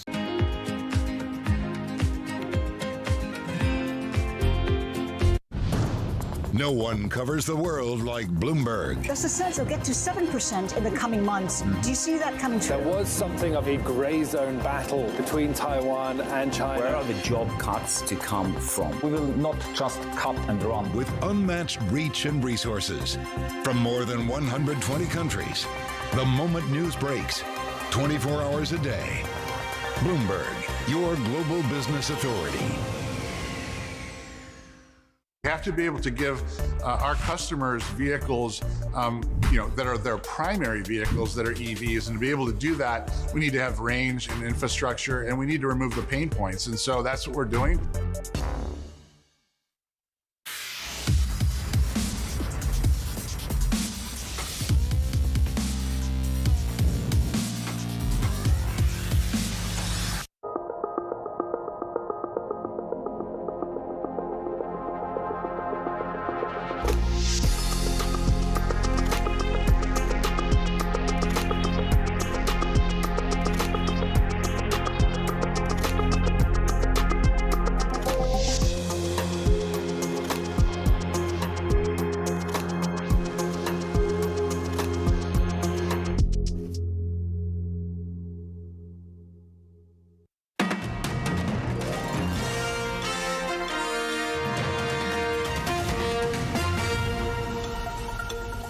This is Bloomberg Daybreak Middle East. Our top stories this morning.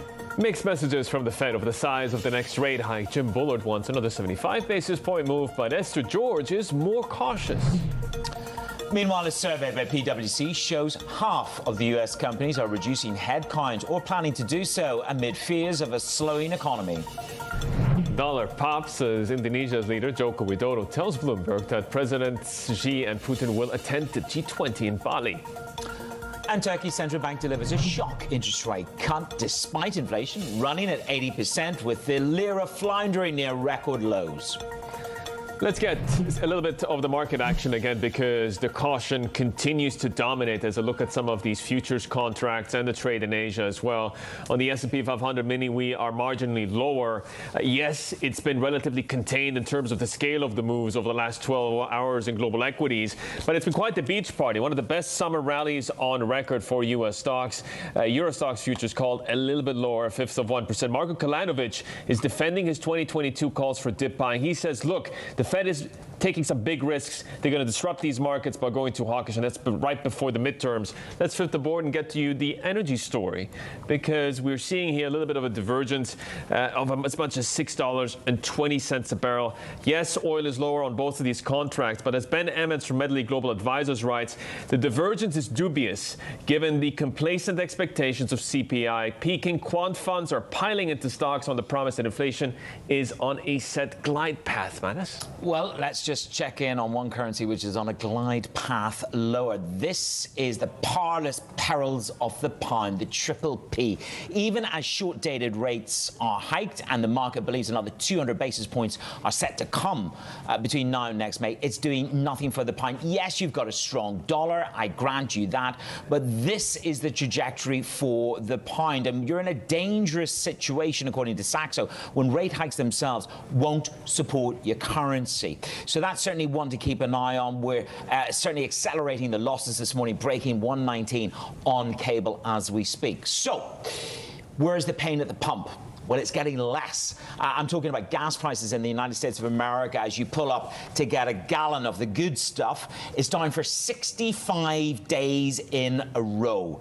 Now, this has only been beaten in 2018 when it was down for 69 days in a row. You're paying just under $4 a gallon. It's still 30% higher than it was last year. So this is the only thing that the Biden administration cares about, which is the cost of gas at the pumps. And at the same time, this can perhaps create that floor to the energy markets that is so desperately needed out there, according to Secretary General, who I caught up with this week.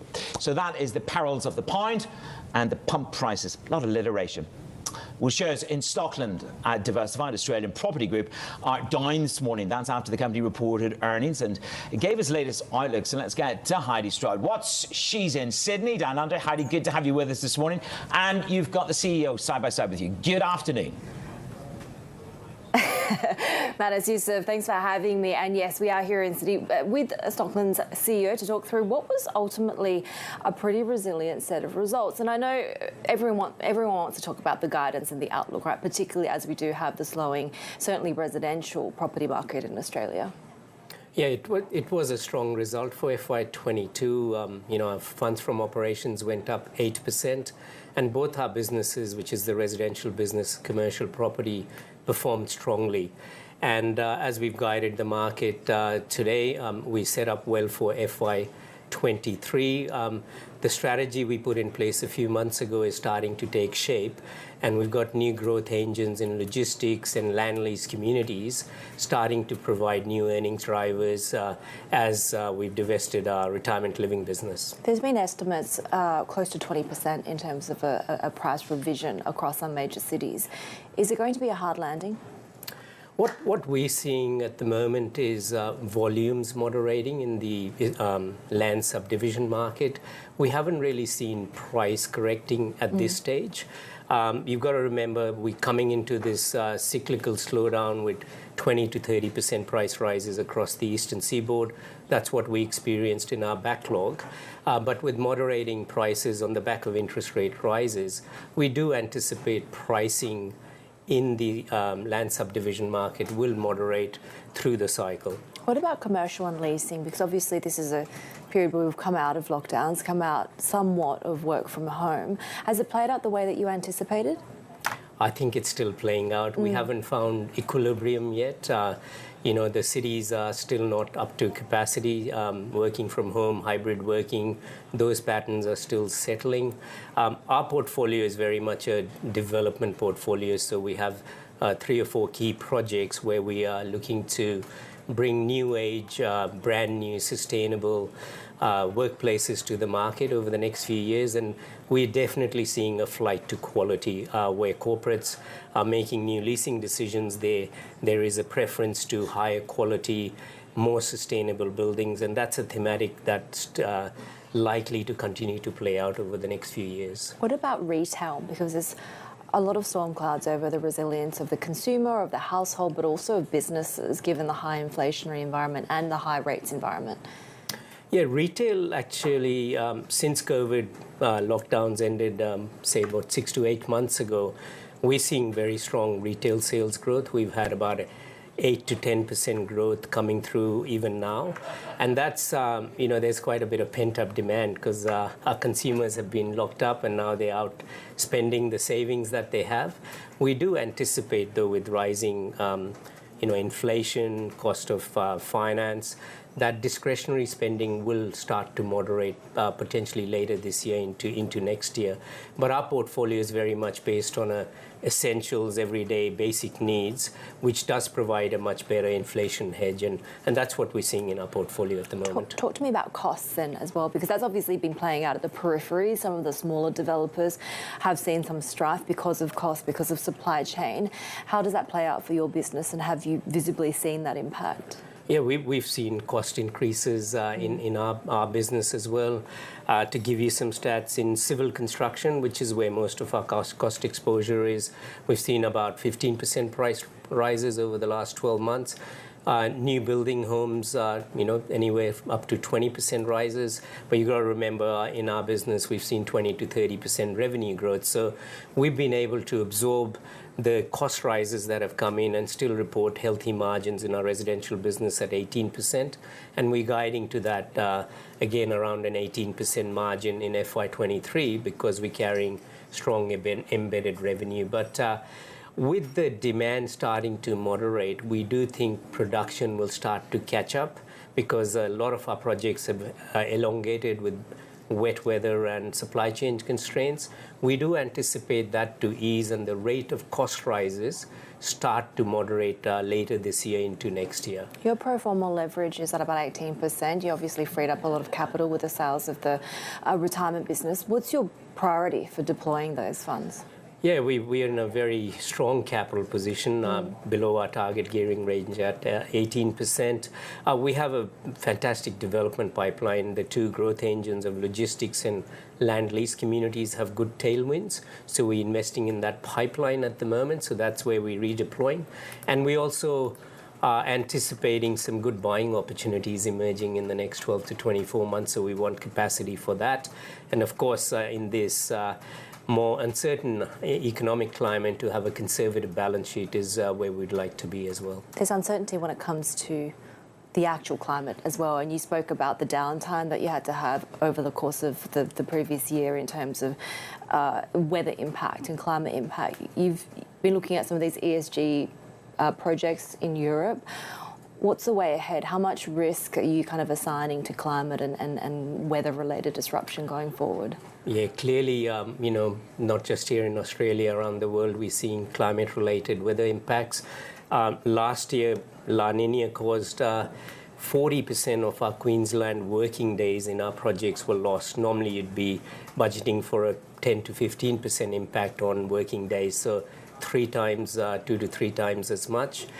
So there has been a big impact. Yes, absolutely. In terms of our own portfolio, we've done a lot of work over the last few years in terms of the resilience and climate resilience of our projects.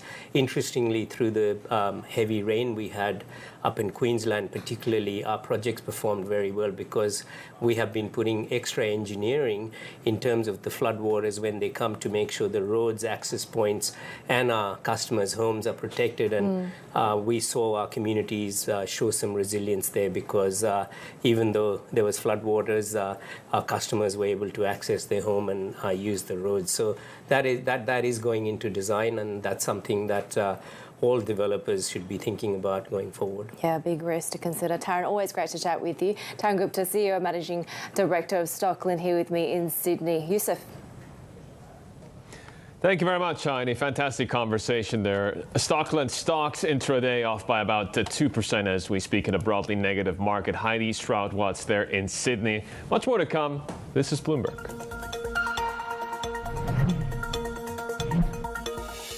CZ ฟิล์มติดฟิล์มรถยนต์เกรดพรีเมียมโดยช่างประสบการณ์สูงปรึกษาฟรี We believe in the power of ideas. That's why we launched Bloomberg New Economy Catalyst. This platform will help them share their ideas to reshape our world. Bold thinking, breakthrough action. Bloomberg New Economy Catalyst.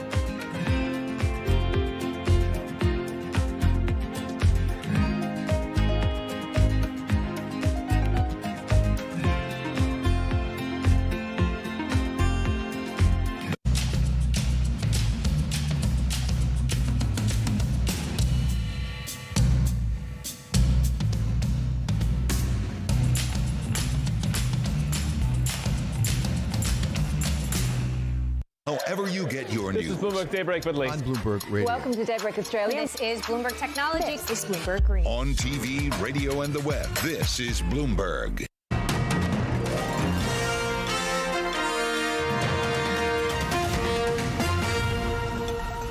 Okay, your quick check of the latest business flash headlines. Starting off with the Japanese brewer Asahi.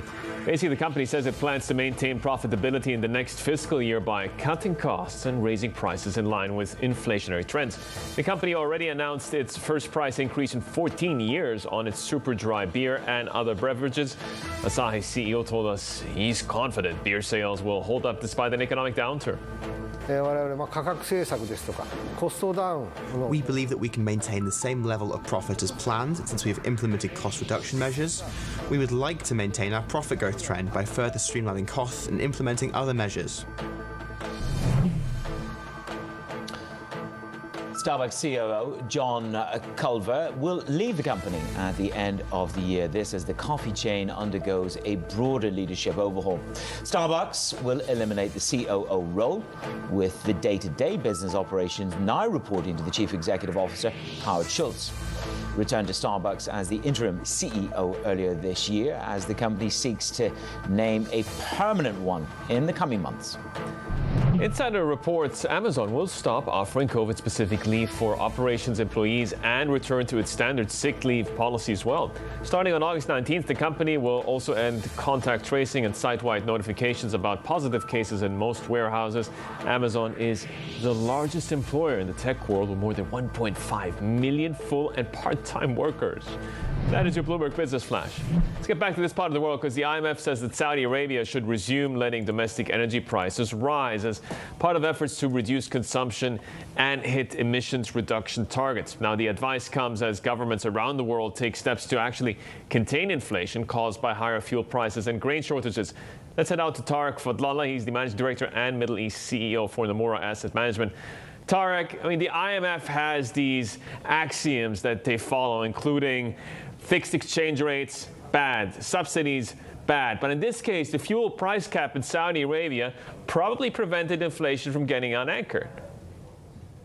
Yes, good morning, Yusuf. Absolutely, yes. The IMF does has a little bit dogmatic about these metric, as you know. But in this case, I think they have a reasonable argument, because Saudi Arabia does utilize a huge amount of oil, and consumption per capita is high. And so it does make sense for them to gradually come off this heavily subsidized petrol situation over, a certain period of time. But clearly they have benefited this year. Inflation in Saudi Arabia is projected to be just 2.8%, which, when you compare it to the rest of the world, is very, very reasonable. The growth numbers the IMF came out with, Tariq, 7.6%. We've got a new fiscal robustness at play in Saudi Arabia in terms of building reserves. As you look at the world's expecting a slowdown. Do you think there's a certain amount or a scaled down immunity for Saudi, for the UAE, in that global slowdown? Or will it come just later and perhaps even harder, because oil would tank on the back of a big slowdown? Yes, well, we're seeing some of that already, Manas. Oil has drifted below $100 per barrel, as you've seen. So there is that concern lingering. And indeed, if we do see a slowdown, it's likely to be next year, because, for all the technicalities of the recession that we have supposedly had in the US, the reality is that the global economy appears to be relatively robust. So we've not really seen the impact of lower demand on oil yet. I think the good news for the region is that this year looks pretty secure. Oil has been at very comfortable levels. We've got the Qatar World Cup to come up, and that's going to be a boon for the hospitality sector. And both in Qatar and also around the region, because clearly there's going to be spillover into places like Dubai and Abu Dhabi. So for this year, I think the economies look good. You mentioned 7.6% IMF projection for Saudi Arabia. I think it's going to be higher than that. We're likely to see a growth in excess of 8%. Yeah. But whether we continue into next year remains to be seen. So Saudi Arabia likely to knock it out of the park in terms of GDP expansion. The thing that stood out to me while I was reading your note, Tariq, is that, yes, you're confident in this year, but the issue becomes next year. And obviously, you've got a Fed that is continuing to hike rates, fears of a recession, a prolonged downturn. Run me through what the fear here is, Tariq. Well, look, the first thing is oil. The regional markets are all about oil. That's drifting down, as Manas has just mentioned. The fear is that we get a proper global slowdown next year, a coordinated or a synchronized slowdown with China already indicating that something's going wrong there. Maybe the US slows down on the back of rate hikes in Europe as well. So that's the first concern. The second is interest rates. Whenever interest rates go up, that's clearly bad news for risk assets, including including equities. Input costs are continuing to go up. We've not really seen the feed through of higher commodity prices into input costs for businesses. Taxation is on the way up. We've had the hike in VAT in the last 2 or 3 years across the region, particularly in Saudi Arabia. We've got to contend with a corporate tax in the UAE starting from next year. So if you put all of these together, that's not a great picture for profits.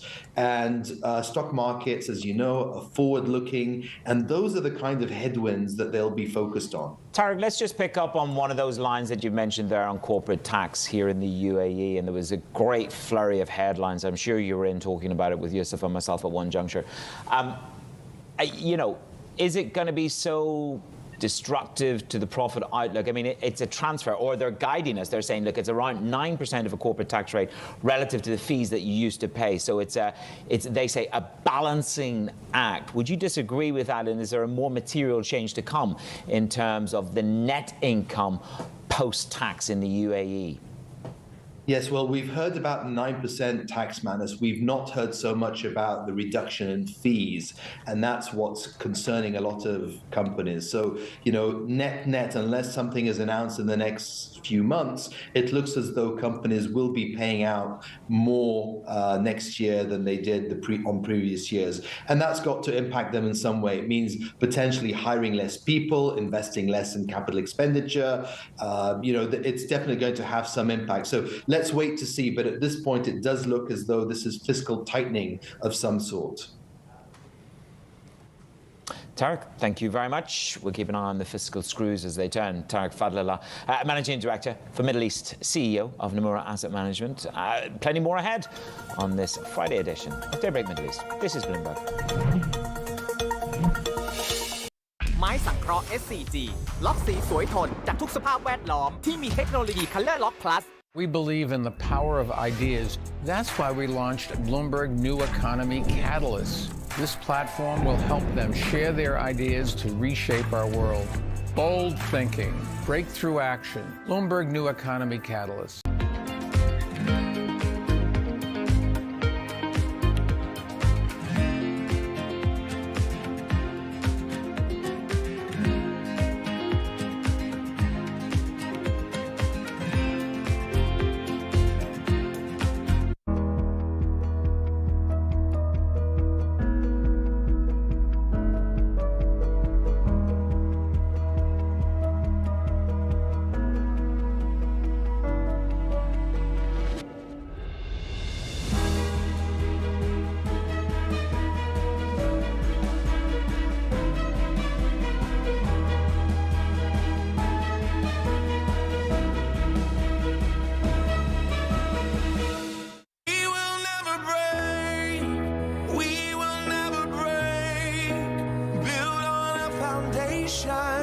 Strong enough to stay, we will never.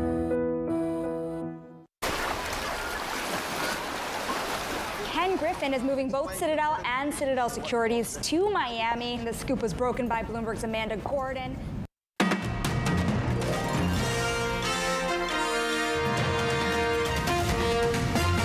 It was taken as almost axiomatic 6 months or a year ago that at some point the Chinese economy would surpass the American economy in terms of total GDP at market exchange rates.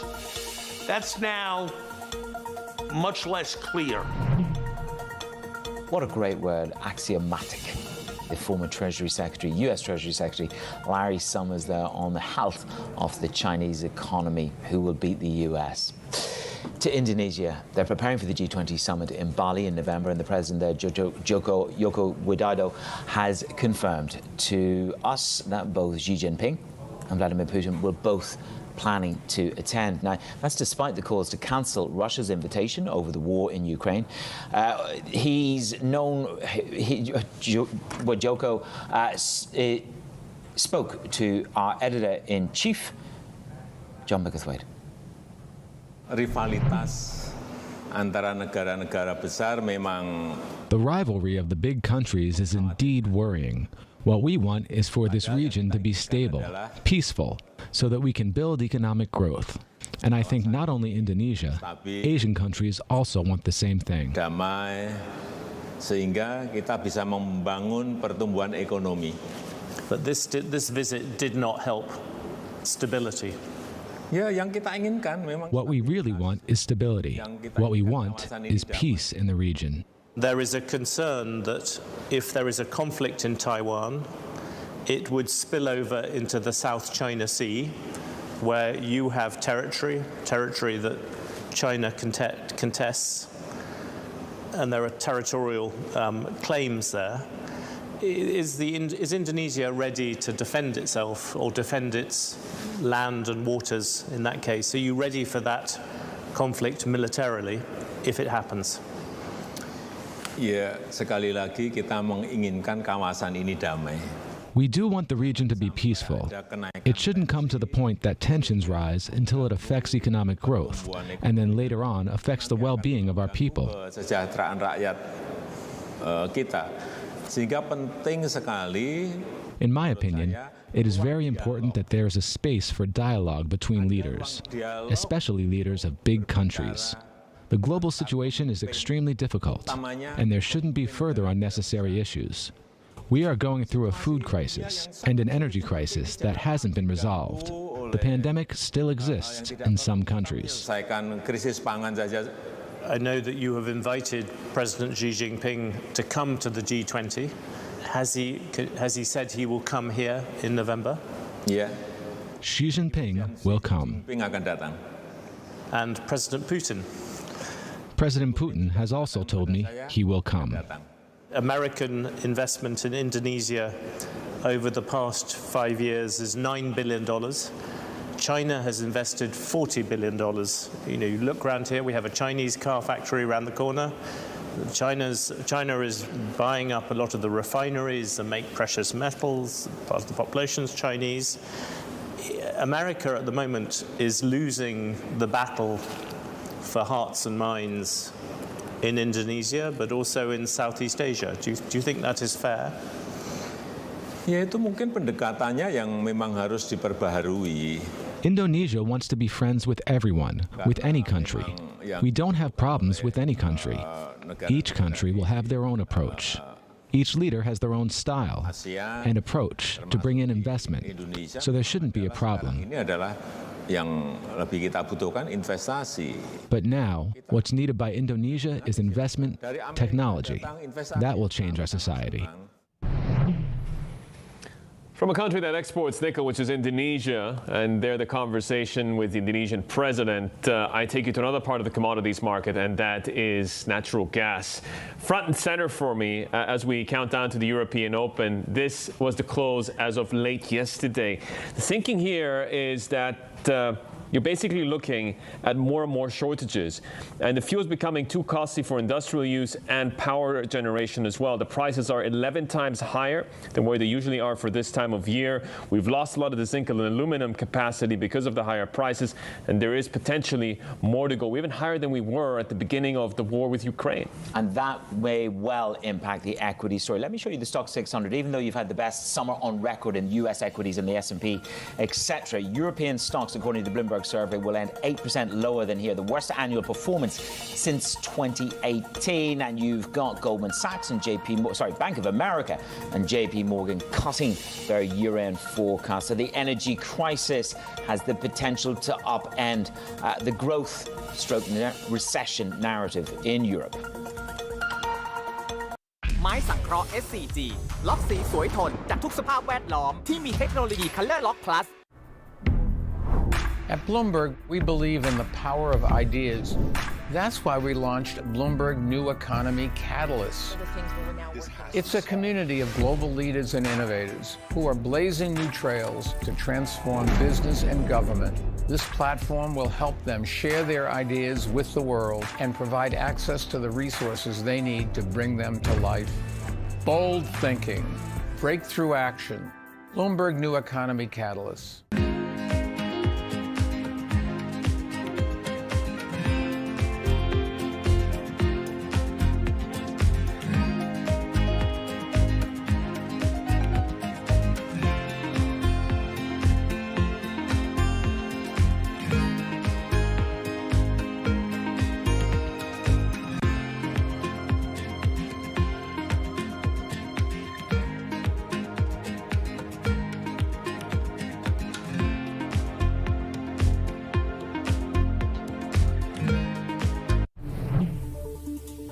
Apple's delaying its next major iPad software update, iPadOS 16, by about a month from September to October.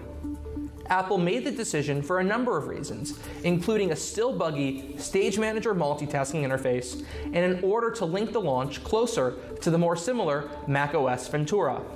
Still, it's an unusual move. Since shifting the launches to the fall in 2011, Apple has released its new iPhone and iPad software updates simultaneously each year around September.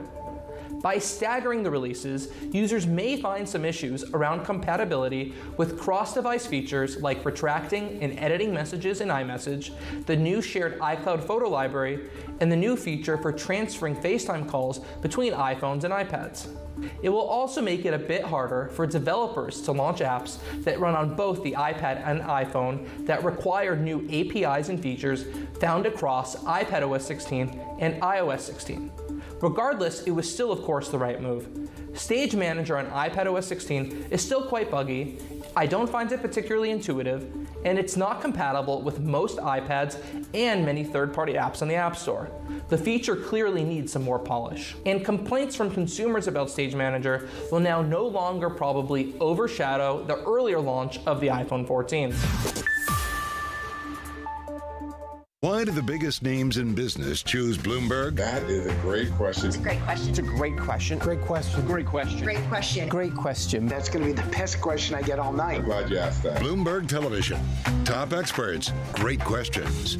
Bloomberg Green, bringing you the business, data, and innovators fighting climate change. Reinventing climate news on TV, Quick Take, and Bloomberg.com.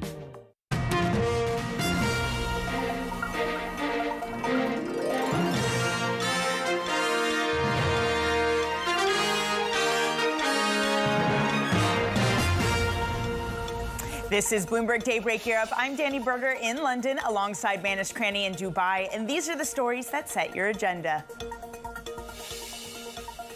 A summit like no other. Indonesian President Joko Widodo tells Bloomberg that Xi Jinping and Vladimir Putin will attend the G20 summit in Bali with a showdown potential with Joe Biden. Divergent signals. Fed officials debate whether the next month's rate hike should be 50 or 75 basis points. The mixed messaging leaves Wall Street struggling to build on yesterday's gains. Plus, pounding on cable. Sterling is set for the worst week since April. They're set by double-digit inflation, labor unrest, slumping consumer confidence, and retail sales data hits the tape at 7 a.m. Danny, a very good morning. I might have struggled with his name, but I tell you what, the world will struggle with a heck of a lot more if Xi Jinping, Vladimir Putin come face to face with the rest of the world leaders of the G20. Where do you want to be? King dollar, king dollar, king dollar. Protect yourself. Yeah, everything leads us, all roads lead us to King Dollar. Also talk from Bullard, that interview with the Wall Street Journal yesterday, talking about 75 basis points. But man, I think my favorite quote from the morning comes from David Lutz of Jones Trading, saying, next up is Powell at Jackson Hole. Any Fed talk before this is random noise. But maybe for the markets, it's not random noise. Let me show you what stocks are doing so far this morning. We are looking at an MSCI Asia Pacific Index that's lower. It's on track to break its streak. 5-week streak of wins. There's that concern around China growth, so China stocks lower, Kiwi stocks lower. Euro Stocks 50 futures, those are also sinking. Basically everything down 0.2%, so maybe just kind of a boring market check in that way. You do have the likes of JP Morgan's Klonovich saying that it is still dipped on buying. He's defending his calls. Same breath saying that the Fed risks disrupting these financial markets if they go too hawkish. Finally, NASDAQ futures goes also lower by 0.2%. Man, it's just worth flagging a big options expiry today. Around $2 trillion worth of options and index options will expire. I suppose it really comes down to this, Danny, by the way. How do you puncture the pivot? How do you puncture that narrative around a Fed pivot? That's perhaps the mission or the raison d'etre for Jackson Hole this year, for Powell to continue the narrative about hiking. Now, that leaves you a stronger dollar. The pound, however, it is a powerless position for the perilous pound at the moment. SocGen says it's a pound called malice. And that was 1982 when the Jam were number one. And we hadn't even seen the Falklands War. I throw that in there because there could be more geopolitical dislocation. Even rate hikes, 200 basis points, can't do enough to save the pound. Two-year notes are rising ever so slightly this morning. Will they puncture the pivot at Jackson Hole? And the dollar is up, as I say to you. It is king dollar on geopolitical risk that Putin and Xi, those coalescing together, no limits to their partnership, will come face-to-face with democracy as they go to the G20. And crude is down by 0.4%. Again, that global slowdown narrative is still pervasive through the week, down by 2%. Let's get to the team. They're around the world. Garfield Reynolds joins us from Sydney with a wrap-up of the latest lines from a divergent Fed, so to speak. Lizzie Burden is on the team with you. Danny. Yeah, she'll give us that update on the UK economy. And we're also going to head to Singapore. Manus, Juliet, Sally will be there to check on the Asia market. So let's start with the Fed. They need to agree, obviously, on a rate hike. Of course, the question is, what size will it be? Let's bring in Bloomberg's Garfield Reynolds. So, Garfield, as Manus was saying, we're all looking for a possible puncture to the pivot narrative. We've heard from Bullard. We've heard from George. What do we make of where we're headed for the central bank? Well, I think a lot of where we're headed for at the moment is what you might call the zone of uncertainty for investors, in that we know we're going to get at least 50. That is certain, but is it going to be 75? And if you look at the divergent views we've got, nobody's actually ruling out 75. Some of them are just saying they're leaning one way or the other towards it. And Bullard, he's very much a fan of going hard, going early, so then you can rest potentially. George is she's a little bit less certain that that's the way to go. Daily as well. They're worried that they might go too hard, but they're also worried they might go too soft. So if you look at the market's bets on what comes next, we've got a little bit less than a 40% chance for a 75 basis point hike. That's an uncomfortable zone for investors because it keeps that risk on the table that they'll go 75. And by now, with inflation supposedly peaking, if they go 75, that's harsh medicine indeed. That's why stocks are vulnerable. That's why bonds are vulnerable. That's why the dollar is strong. You're painting a fairly bleak picture there. And yet the Philly Fed has hiring, on the up. It's got manufacturing expanding for the first time in 3 months. So some of that, and that's Danny flagged that this morning. So, Garfield, let's see, to what extent that soft data, hard data comes between now and September. Great read in the morning, by the way. It's the first thing I read in the car on the way in, what Garfield's looking at. It makes it on the journey, 3.5 minutes from the house to here. Garfield, thank you very much. Garfield Reynolds in Sydney with the Morning Monitor. Let's talk about the UK now. I mentioned the pound. It's had the worst week since April. It is getting hammered. Double-digit inflation, slumping consumer confidence. I mean, there's a cacophony of bad news to come there. And the latest readout from the British economy, it's coming in just under 50 minutes. Retail sales numbers are at 7 a.m. Will they be punctured? Lizzie Burden has the expectation. So, Lizzie, the pound is getting trounced. What do we think retail sales will give us? Well, Manus, it's about whether the impact of the cost of living crisis on retail spending will be offset by people having barbecues, staycations in the UK, because, of course, we had great weather in July, or too hot for some. But most economists see a 0.2% drop in retail sales in July. Our economists actually see a slight gain. You did have this GfK survey overnight showing just how hammered consumer confidence is. It's now at a record low. So this print will add to the Bank of England's bank of data ahead of the September meeting. But really, the bank has said that it's going to act forcefully to tame inflation. No ifs, no buts. So after we had that double-digit inflation print, it does look like 50 basis points are in the bag, although some people are even talking about 100 basis points at this point. Yeah, and all that really remarkable, as our markets editor Valerie Teitel points out, that despite the fact of UK rates underperforming, that pound still can't get a bid for all the reasons you're flagging. Lizzie, thanks so much. That's our very own Lizzie Burden. Now, Indonesia's President Joko Widodo says his country may impose a tax on nickel exports this year, as the biggest producer of EV battery metal looks to refine more at home. Jokowi, as he's known, spoke to Bloomberg's editor-in-chief, John Micklethwaite, in West Java. You've talked about putting a tax on nickel products, the next stage up. Is that going to happen this year? An export tax on nickel products? It is possible to impose it this year. Joining us now from Singapore is Bloomberg's Juliet Sally. So, Jules, any reaction to those lines there?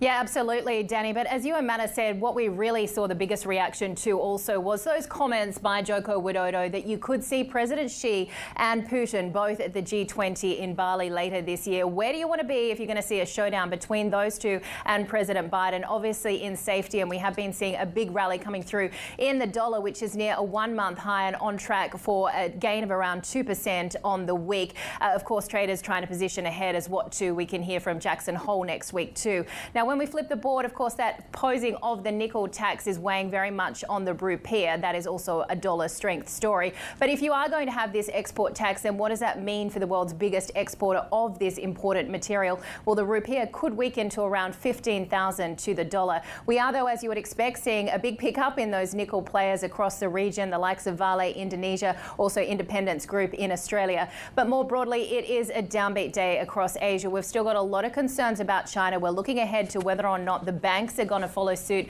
with that MLF cut and cut their LPRs next week. And it's been a huge week, Manastani, in terms of China growth story, with both Nomura and Goldman Sachs downgrading their growth targets for China this week. So the regional benchmark index on track for its first weekly loss in 5. Danny Manis.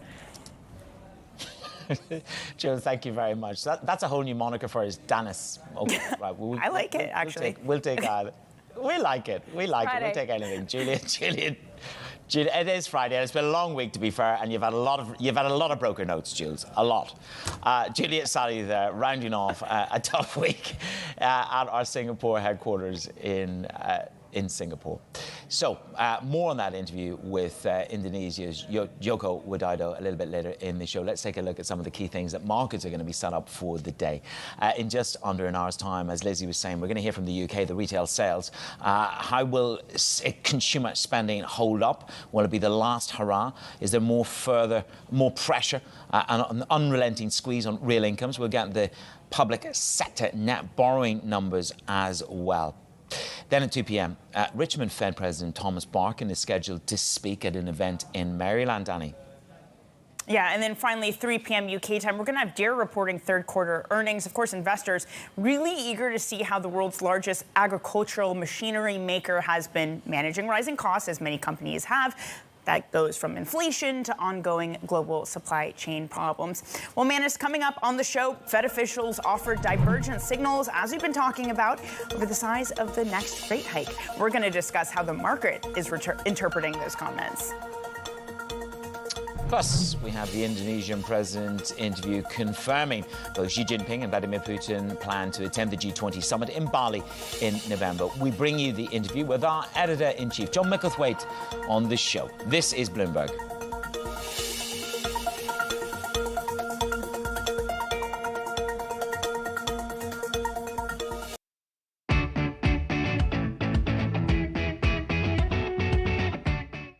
We believe in the power of ideas. That's why we launched Bloomberg New Economy Catalyst. This platform will help them share their ideas to reshape our world. Bold thinking, breakthrough action. Bloomberg New Economy Catalyst.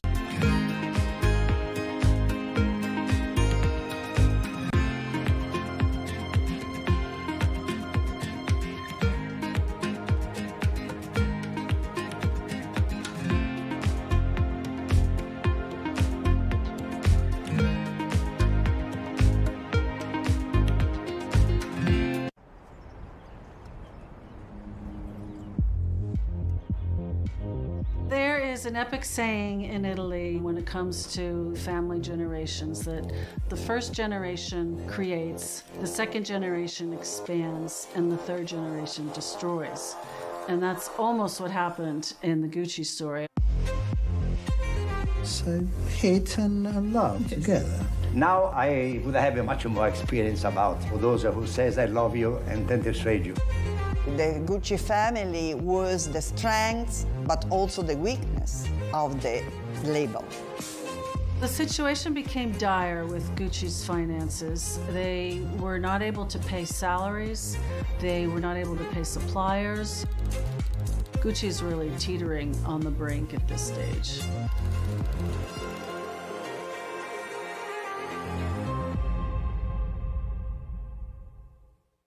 to be able to give our customers vehicles, that are their primary vehicles that are EVs, and to be able to do that, we need to have range and infrastructure, and we need to remove the pain points. And so that's what we're doing.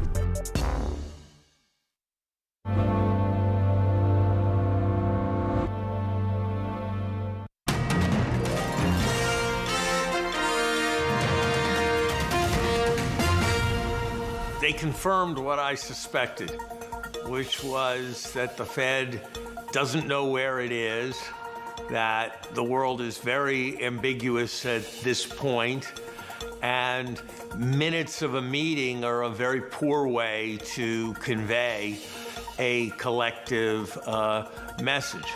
But I think they're going to continue to raise rates. I don't think they're going to take any pause anytime soon. If they get lucky, they can get it right. But it's very difficult to know exactly where you are because, as I said, the data always come in with a lag, and there can be a lot of shocks that come in. So I'm sure they're not going to get it exactly right. That's what they're trying to do. I think if they're going to make a mistake, it's going to be on tightening a little bit too much because they really want to make sure that they bring inflation down. I don't think we're in a recession right now, but as we continue to raise rates, as we continue to raise costs, so to speak, of borrowing across the economy, it should be tapping the brakes on the U.S. economy, and that makes it more likely that we would end up in a recession.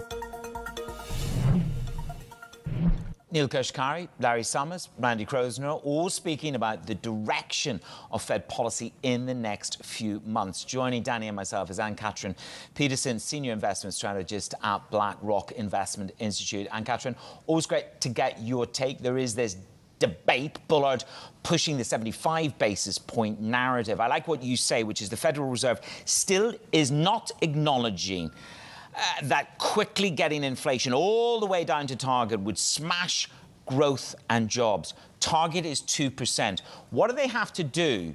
Realistically, what does BlackRock Institute think the Fed has got to do to get us closer to 2%?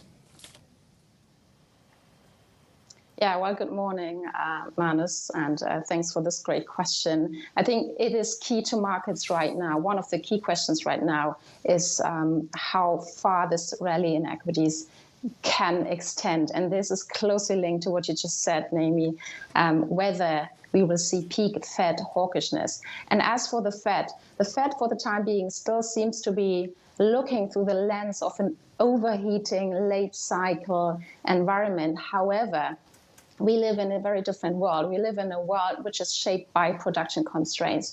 And this means that the Fed is put into a bind. It can either crush growth to bring back inflation to the 2% target. So this would mean that it has crushed the demand side of the economy to a lower supply side, because the reality is that it's not unusually high demand. It's rather unusually low supply that the Fed and other central banks need to cope with right now. Or it can accept to live with higher inflation. For the time being, the Fed is still seems to be on the course of not acknowledging this trade-off, still seems to think it can navigate a soft landing. Can I just put a fine point on this and really get at the heart of the matter? Sure. Are you essentially saying that in order to get inflation down, we need something that either looks like or is a recession? Yes, in a world where it is shaped by production constraints, the Fed would, in order to get inflation down to the 2% target, have to crush the economy and to slam the brakes, how we call it. However, we think that at some point the Fed will acknowledge this very stark growth inflation trade-off and will accept to live with inflation. This dovish pivot is not likely in the very near term, in contrast to what markets seem to be expecting right now. But this dovish pivot may come in 2023, from my perspective. So that dovish pivot coming in 2023, let's just think where we are right now, because it's all about risk. Stocks have had the best summer on record, beating 1929, beating any numbers in history. Growth has had a monster rally. So do you stay strong and take more risk at this stage, add to growth, and add to the risk narrative? Because pause means play. Not at this moment. There are two factors, basically two reasons why we don't chase this rally right now, which we think is a bear market rally, a low conviction bounce in stocks that remains vulnerable to both setbacks and to more volatility ahead. And one is the premature perception of Fed peak hawkishness. And the minutes confirm that officials remain steadfast in prioritizing low inflation. And the other reason is room for disappointing earnings, because the economic restart right now is sputtering, because we do continue to see a strong shift in spending from goods to services. And this will not benefit S&P 500 earnings as much as it will boom the US economy. And thirdly, firms continue to face margin pressure due to higher wage and other costs. And all of this means that earnings could disappoint and come in below consensus. These two headwinds need to be kept on investors' radar screen and are the reason why we expect more volatility ahead and don't buy into this bear market rally right now. And Katrin, can I extrapolate that out to this credit market? We've seen spreads tighten pretty significantly. Are you also expecting a default wave? Not at this stage, no. Rather, we think that tactically we would prefer investment-grade credits, so particularly up in quality movements over equities tactically at this point in time.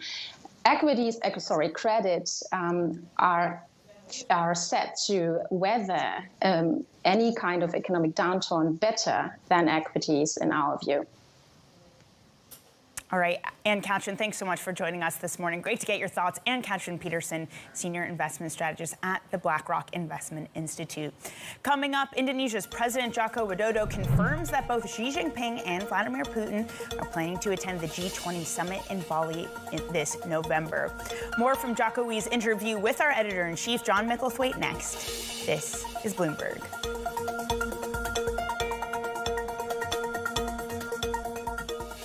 This month, as the world watches inflation rise, employment rebound, and fiscal policies react, all roads lead to Jackson Hole for the Kansas City Fed's 2022 Economic Policy Symposium.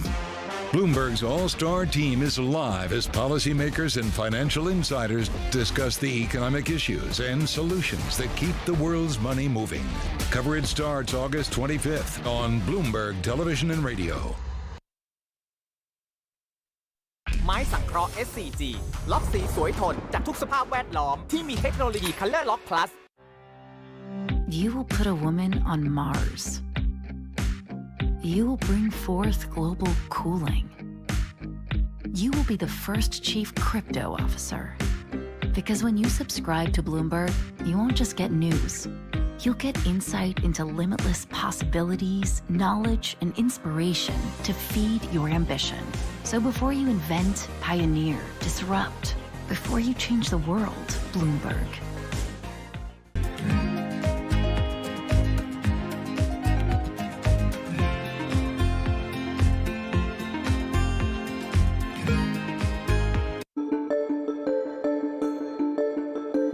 The hardest thing in life, I've often said, is to be happy, but you seem like a very happy person. It's like nature. Nothing ever stops. So you could be super happy in 1 minute and then something happens. So it's just living. It's the joy of life. For any young woman that's watching this, wants to be the next Diane von Furstenberg, what would you recommend? I think the most important thing in life is the relationship you have with yourself. Once you have a good relationship with yourself, any other relationship is a plus and not a must. And the second advice is to be as true to yourself as you possibly can. And you have to accept and own things you may not like, but the more you could be you, the happier you will be.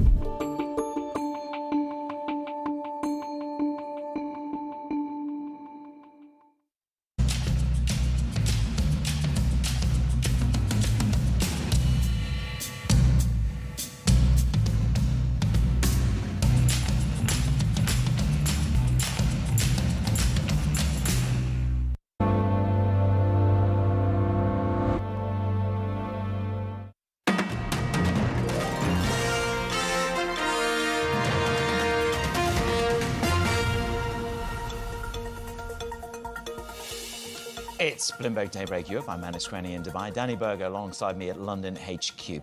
Well, the Indonesian island prepares for the G20 summit in Bali in November. The president there, Joko Widodo, confirmed to Bloomberg that both Xi Jinping and Vladimir Putin are planning to attend. That's despite the calls to cancel Russia's invitation over the war in Ukraine.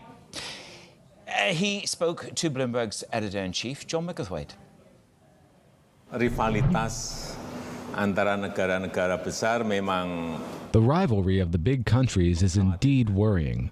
What we want is for this region to be stable, peaceful, so that we can build economic growth. And I think not only Indonesia, Asian countries also want the same thing. Damai, sehingga kita bisa membangun pertumbuhan ekonomi. But this visit did not help stability. What we really want is stability. What we want is peace in the region. There is a concern that if there is a conflict in Taiwan, it would spill over into the South China Sea, where you have territory that China contests, and there are territorial claims there. Is Indonesia ready to defend itself or defend its land and waters in that case? Are you ready for that conflict militarily if it happens? Ya, sekali lagi kita menginginkan kawasan ini damai. We do want the region to be peaceful. It shouldn't come to the point that tensions rise until it affects economic growth, and then later on affects the well-being of our people. Kesejahteraan rakyat kita. Sehingga penting sekali. In my opinion, it is very important that there is a space for dialogue between leaders, especially leaders of big countries. The global situation is extremely difficult, and there shouldn't be further unnecessary issues.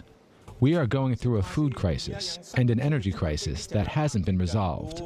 The pandemic still exists in some countries. I know that you have invited President Xi Jinping to come to the G20. Has he said he will come here in November? Yeah. Xi Jinping will come. And President Putin? President Putin has also told me he will come.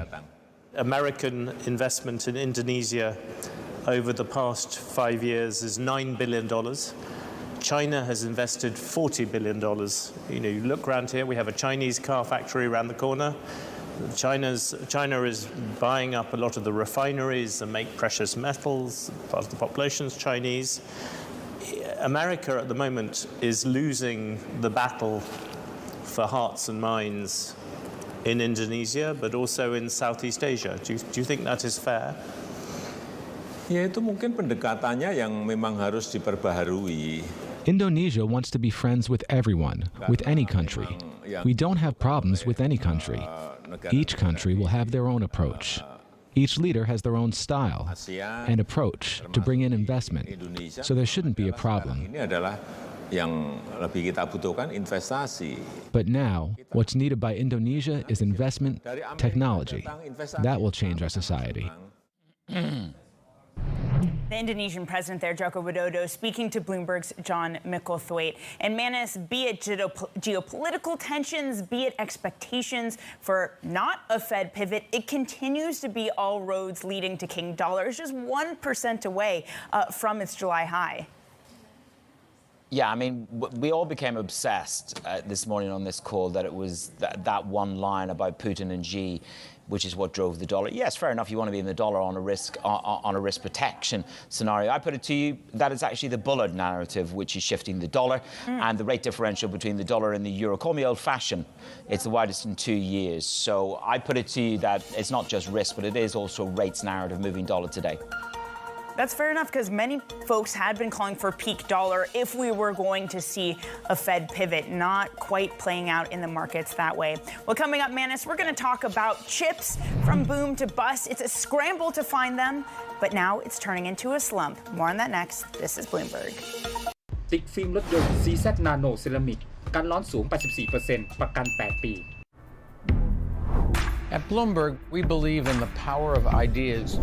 That's why we launched Bloomberg New Economy Catalyst. It's a community of global leaders and innovators who are blazing new trails to transform business and government. This platform will help them share their ideas with the world and provide access to the resources they need to bring them to life. Bold thinking, breakthrough action, Bloomberg New Economy Catalyst.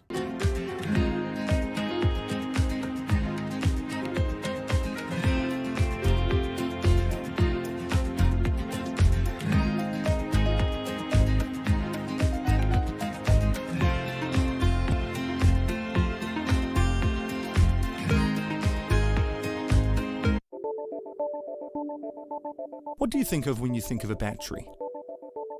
For most, it's what we use to power devices for both work and play, and maybe even your car. Over the past few decades, they've gotten way more powerful, long-lasting, and affordable.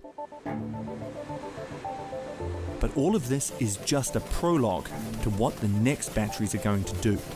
As we drive to an increasingly renewable power-driven grid, we also need to be able to store energy and release it later to cover those periods of weather intermittencies that are driving this new grid that we're in.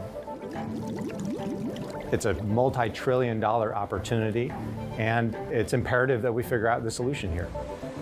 How we store energy on a massive scale is in many ways the central challenge of the fight to stop climate change.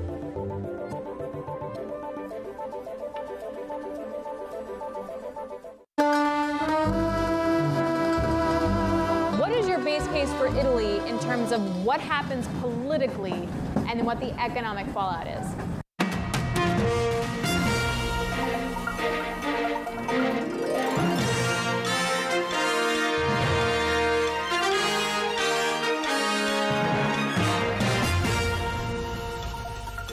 This is Bloomberg Daybreak Europe. I'm Manis Cranny in Dubai with Danny Berger in London. These are the stories that set your agenda. A summit like no other. Indonesian President Jokowi tells Bloomberg that Xi Jinping and Vladimir Putin will attend the G20 summit in Bali, setting up a potential showdown with Joe Biden. Divergent signals. Fed officials debate whether next month rate hike should be 50 or 75 basis points. The mixed messaging leaves Wall Street struggling to build on yesterday's gains. Plus, pounding on cable. Sterling is set for its worst week since April, beset by double-digit inflation, labor unrest, and slumping consumer confidence. Retail sales data hits at 7. Manis, I find this pound story, we've been talking about it this morning, so fascinating because, yes, it's all about King Dollar, but if you look at what it's punishing the most, it really has been sterling with all of the economic and inflation struggles the region's seeing. Look, it is, and even on the prospect of 200 basis points of hikes in theory, which Danny Blanchflower really decried yesterday on Bloomberg Radio, I should say, it's doing nothing to save the currency. You've got confidence at the lowest since 1974, Danny. Let's have a look at cable there, because that's what we put on. Kit Jukes has a great note. It was the 1980s, 1982, when the Jam were #1 with a town called Malice. Well, he says there's a pound called Malice. UK forwards, they're trading over the US by the most since 2020. Confidence is the lowest since 1974 as practically the whole country goes on strike, from barristers to rail workers. Yields in the US, they're grappling with whether it's a Bullard 75 basis point hike or a pausability from BlackRock at the beginning of 2023. The dollar remains triumphant and crude drops by 0.4%. There is this global angst about a global economic recovery. Danny. That angst also playing out through equities this morning, Manis. Asia stocks, they're down, breaking their weekly streak of 5 gains. It's really China leading the way lower. It's those concerns of the economy, as we've been talking about all week. But similarly, futures from Europe to the U.S., they're down about 1/3%. There is a possibility of volatility. We do have a pretty large options expiry, about $2 trillion is set to expire. In the same breath, JP Morgan's Marko Kolanovic still defending his bullish call, saying, hey, we should still be dip buying. He says that strategy has worked out if you've bought every 2%. So he, for one, thinks that these declines will be short-lived. Of course, we're heading into Jackson Hole, so a lot of volatility possible for really across these markets. Well, Manus, now let's turn to the chip sector, because there have been mounting concerns that semiconductor demand is sending warning signs for the global economy. Some of the biggest firms in this space, they've been warning of shrinking demand and also announcing plans to dial back investment. After the scramble for chips at all costs during the pandemic, there are now concerns that the industry could be heading for its worst downturn in decades. To dissect what this all means for the sector and the wider economy, we're joined now by William DeGaulle, lead technology portfolio manager at Blue Box Asset Management. And William, there have been a little bit of conflicting signals. You hear from the Microns, you hear from NVIDIA saying that they're concerned about demand. Applied Materials last night in their earnings saying that they think demand is holding up. Where actually are we in terms of a potential turn and slowdown of demand for the chip sector? I think you've got to recognize that the semiconductor industry isn't a single block. I mean, it's got huge variety within it. There wasn't really a memory shortage as a result of COVID, so there isn't much to catch up on there. Whereas some of the older nodes and semiconductor equipment, there was a massive shortage. And you could almost look at central bank rate rises as an effort to slow the economy down enough for supply to catch up where it was very short of demand. And one of the areas it was shortest was certain areas of the semiconductor industry. So, you know, Micron is seeing weakness in PCs, in smartphones. It's selling memory chips, which were never scarce. Whereas companies like Microchip, Analog Devices, are selling analog chips or much older technology chips where there isn't any real ability to increase supply very easily and where demand soared during the pandemic. So there's a big catch up there. And then you've got the equipment companies who are supplying them where you've got multiple quarters of backlog. So Applied Materials reported last night. They said there was some weakness in the memory area, but they've got more than enough demand to keep them going for a long, long time, even if there are no further orders coming in from other areas of semiconductors. So looking at the whole thing as one sort of homogeneous group isn't really very useful. And you go on to break that down, William. Good morning. Welcome to the show. It's Manus in Dubai. You break that down even further. You are not worried about an excess capacity hitting the market next year because of the lead times in terms of actually getting the gear to make the chips. Just talk us through that and how that will play out. Well, I think you've got to think about how COVID affected the industry. If you're a chip maker and you're halfway through building a $20 billion fab, factory for making these chips, it's an enormous investment. And if there's uncertainty, you slow that build down. And essentially build in the semiconductor industry, by and large, came to a halt or slowed very dramatically during 2020. And it wasn't towards the end of that year that it began to get going again. But as we know, the demand for the stuff these factories make absolutely exploded during that period as we found new applications and penetration rates of existing applications accelerated. So demand increased very rapidly. Supply didn't increase, apart from in the memory market, where it never stops increasing.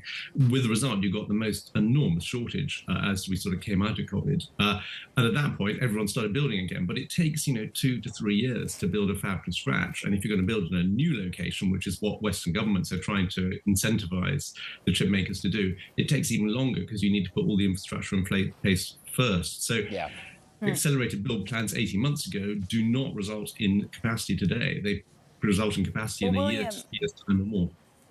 Let me then ask you about the part of this chip industry, which you say supply hasn't been as much of a problem. The memory chips, the more consumer-facing ones. When you look at Apple, for example, marking down the price of some of its iPhones, some of those earnings warnings I mentioned before, are you concerned about consumer demand for these products, for these types of things that require chips, which, again, aren't seeing that same supply problem? Absolutely, yeah. I mean, there's clearly a big slowdown going on here, and that is the aim of central banks. They want to slow demand down. They want to slow the economy down. They probably don't want to put it into a big recession, but they want to slow it down enough so that supply catches up. That's how you deal with inflation.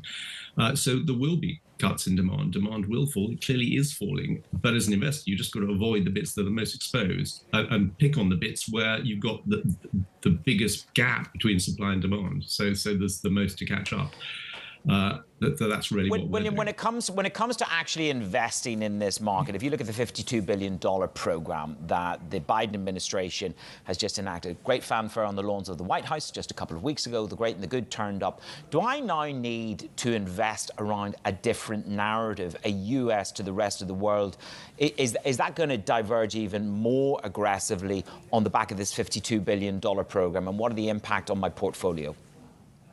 Yeah, it definitely. This is a big change, and it's an absolutely vast amount of money. And it's not just the US CHIPS Act. You know, there are big subsidies from other Western governments, from Japan, for example, from India, to encourage chip makers to build new capacity further away from China, further away from North Korea, and to reshore it, or at least friendly shore it, or friendshore it. And that subsidy, vast subsidy, will change the economics of the companies that are both providing the equipment but also building the fabs, owning the fabs. You know, the biggest cost of running a semiconductor factory or fab is depreciation. And if half of your capital cost has been subsidized by the government, that cost is just halved. And you can therefore afford to sell those chips for the same margin at a lower price. And if you can sell them at a lower price, that encourages increasing use for existing uses and encourages the development of new applications. And that is the history of the technology sector for the last 70 years. So anybody who's worried about excess capacity in the semiconductor industry really hasn't had their eyes open for the last 70 years, because that business model is being subsidized by governments. Prices will fall, demand will increase, applications will rise, and the entire industry accelerates forward. That's how the industry works. Yeah, it's interesting to hear this concept of friendshoring being applied to chips, because we've talked about the threat of that happening with commodities, for example. And William, there's been other, government interventions besides just these sorts of acts, these subsidies. For example, just yesterday in the UK, one takeover deal from a Shanghai company looking at buying a UK-based a chip design software company was blocked by the government. How are you seeing these China tensions with the likes of UK, specifically the US, play out for the industry? Well, I think the bifurcation between the two economies has been going on for quite a long time, even possibly before Donald Trump to some extent. And I think it's accelerating. So you're going to get duplication of the industry.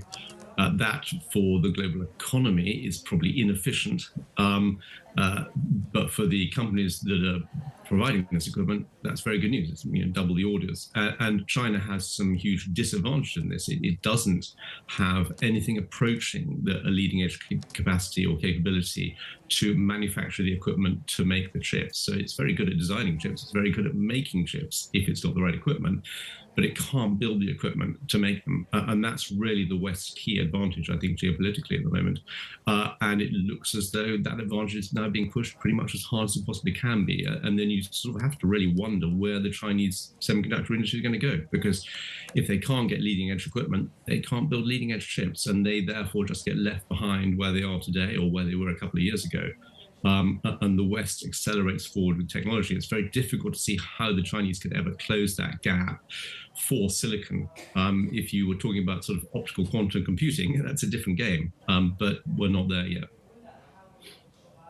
No, we certainly aren't. And of course, this is all part of the narrative around the sanctions being yielded over Russia in terms of how they hope to come to bear different sanctions on different areas, but perhaps with that dominant outcome. William, thank you very much. Great context for a week that's seen some pretty substantial earning leads from the semiconductor business. William DeGale, Head of Technology Portfolio Manager over at Blue Box Asset Management. Let's get to Juliet Sally. She's with us. She's had a long week for the First Word News. Jules. Matt, I got your name right. European natural gas futures extended their gains to a record high yesterday as an energy supply crunch continues to batter the region. The benchmark contract settled at €241 a megawatt hour, above the previous record in early March.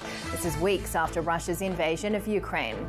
Prices are around 11 times higher than usual for this time of year. UK consumer confidence has fallen to a record low this month as concerns about a recession increase and soaring inflation squeezes household finances. GfK said its gauge of confidence declined 3 points to -44, the lowest since records started in 1974. The survey comes as the annual rate of inflation in the UK topped 10% last month. A US federal judge says portions of the affidavit justifying the search warrant for former President Donald Trump's Mar-a-Lago home should be unsealed. The Justice Department has 1 week to propose what information in the document should be kept secret. The government has opposed the release of the FBI affidavit to protect the integrity of the investigation. Global news 24 hours a day on air and on Bloomberg Quick Take, powered by more than 2,700 journalists and analysts in more than 120 countries. This is Bloomberg. Danny. Jules, thanks so much. Juliet Sally in Singapore. Coming up, after beating expectations this quarter, the outlook for European earnings could be rocky, but inflation won't be bad news for everyone. I'll have more on that for you next. This is Bloomberg.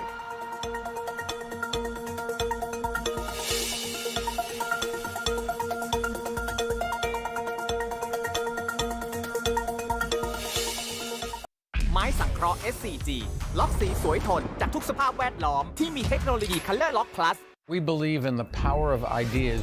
That's why we launched Bloomberg New Economy Catalyst.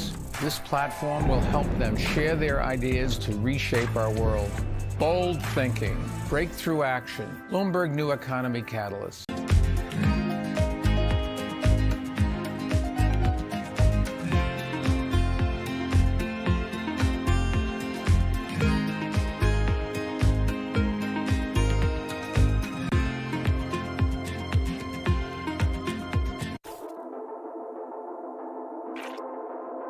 A digital-first approach to the future of work is where the industry and all companies will be heading. Could the future of work not be at home or in the office, but in the metaverse instead? There's that word, metaverse. Doing well. How are you doing? When I think about the metaverse, I think about immersive experiences that have a sense of active presence. Wow, look at this. This is me. The metaverse is projected to become over $1 trillion market by the end of this decade. And whether you know it or not, you'll probably be working there in the future. We're moving into a world where we're going to be interacting with computers with our bodies. This is definitely trippy. I think the adoption curve is going to be slow. It's weird. Like a weird floaty thing right now. But look at you. You have no legs. It's kind of a fun world, and we're just at the very beginning of a very long journey.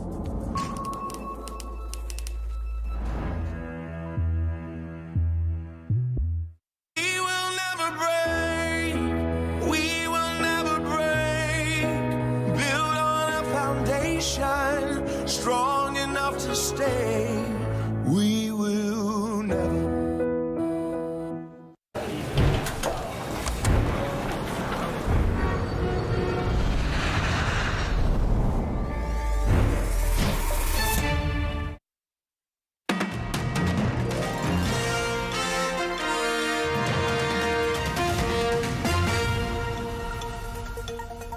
It's Daybreak Europe. It's Friday. We got there. I'm Manus Cranny in Dubai, Danny Berger, safely ensconced in London. Well, after beating expectations this quarter, the outlook for European corporate earnings could be a little bit more rocky. That as inflation is bad news for everybody. So let's get into this story. Joined now to discuss the numbers with Laura Wright. So Laura, European margins, outperformance this quarter, but will that last? Well, Manus, good morning. This is a classic example of analysts being too cautious too soon, because right now in Europe, operating margins remain at record levels. In fact, according to the MSCI Europe Index, margins this quarter were around 100 basis points higher compared to the same period a year ago. Companies successfully implemented cost mitigation measures during the pandemic. They restructured in order to survive. And in light of recent higher costs, well, companies have been able to pass those on to consumers who so far have been willing to dig deeper into their pockets. My chart breaks down some of the most interesting sectors. Unsurprisingly, energy was the outperformer. Oil majors brought home record profits this quarter. Russia's invasion of Ukraine led to sanctions against Russia. As a result, oil and gas prices have spiked. Consumer staples resilient. Brands such as Nestle, Unilever, Heineken, they have been able to successfully raise their prices. Discretionary January, margins were weaker. This is really interesting, primarily down to car makers who are still suffering from component shortages and have been unable to fully fulfill demand and their orders. Elsewhere, travel and leisure remains robust in that discretionary sector. No sign of demand destruction so far. Materials here, primarily metals and mining companies, chemicals, they've been unable to fully offset their costs as the sector cools from really high price action in the last 2 years. Utilities margins were crushed down to 5.5% from nearly 14% previously.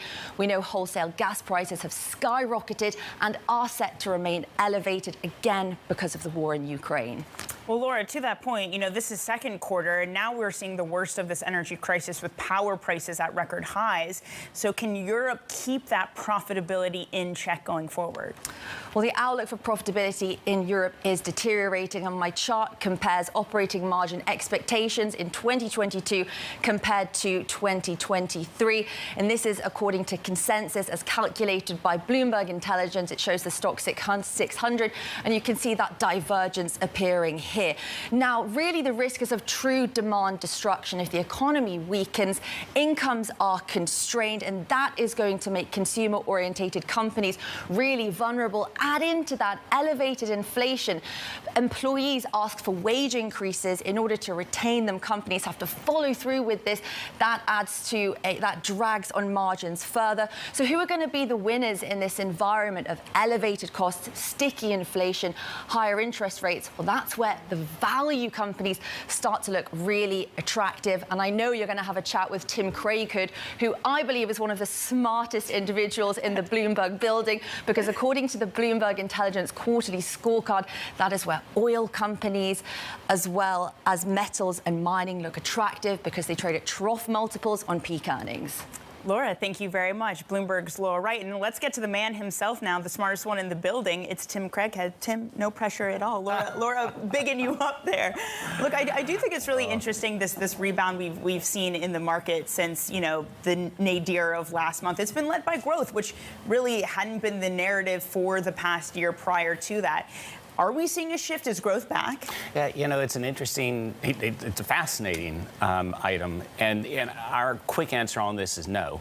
I think it's all about interest rates. We've been through a period of time, think specifically over the first half of this year, if we just want to focus in on 2022, where interest rates were rising, inflation clearly is an issue.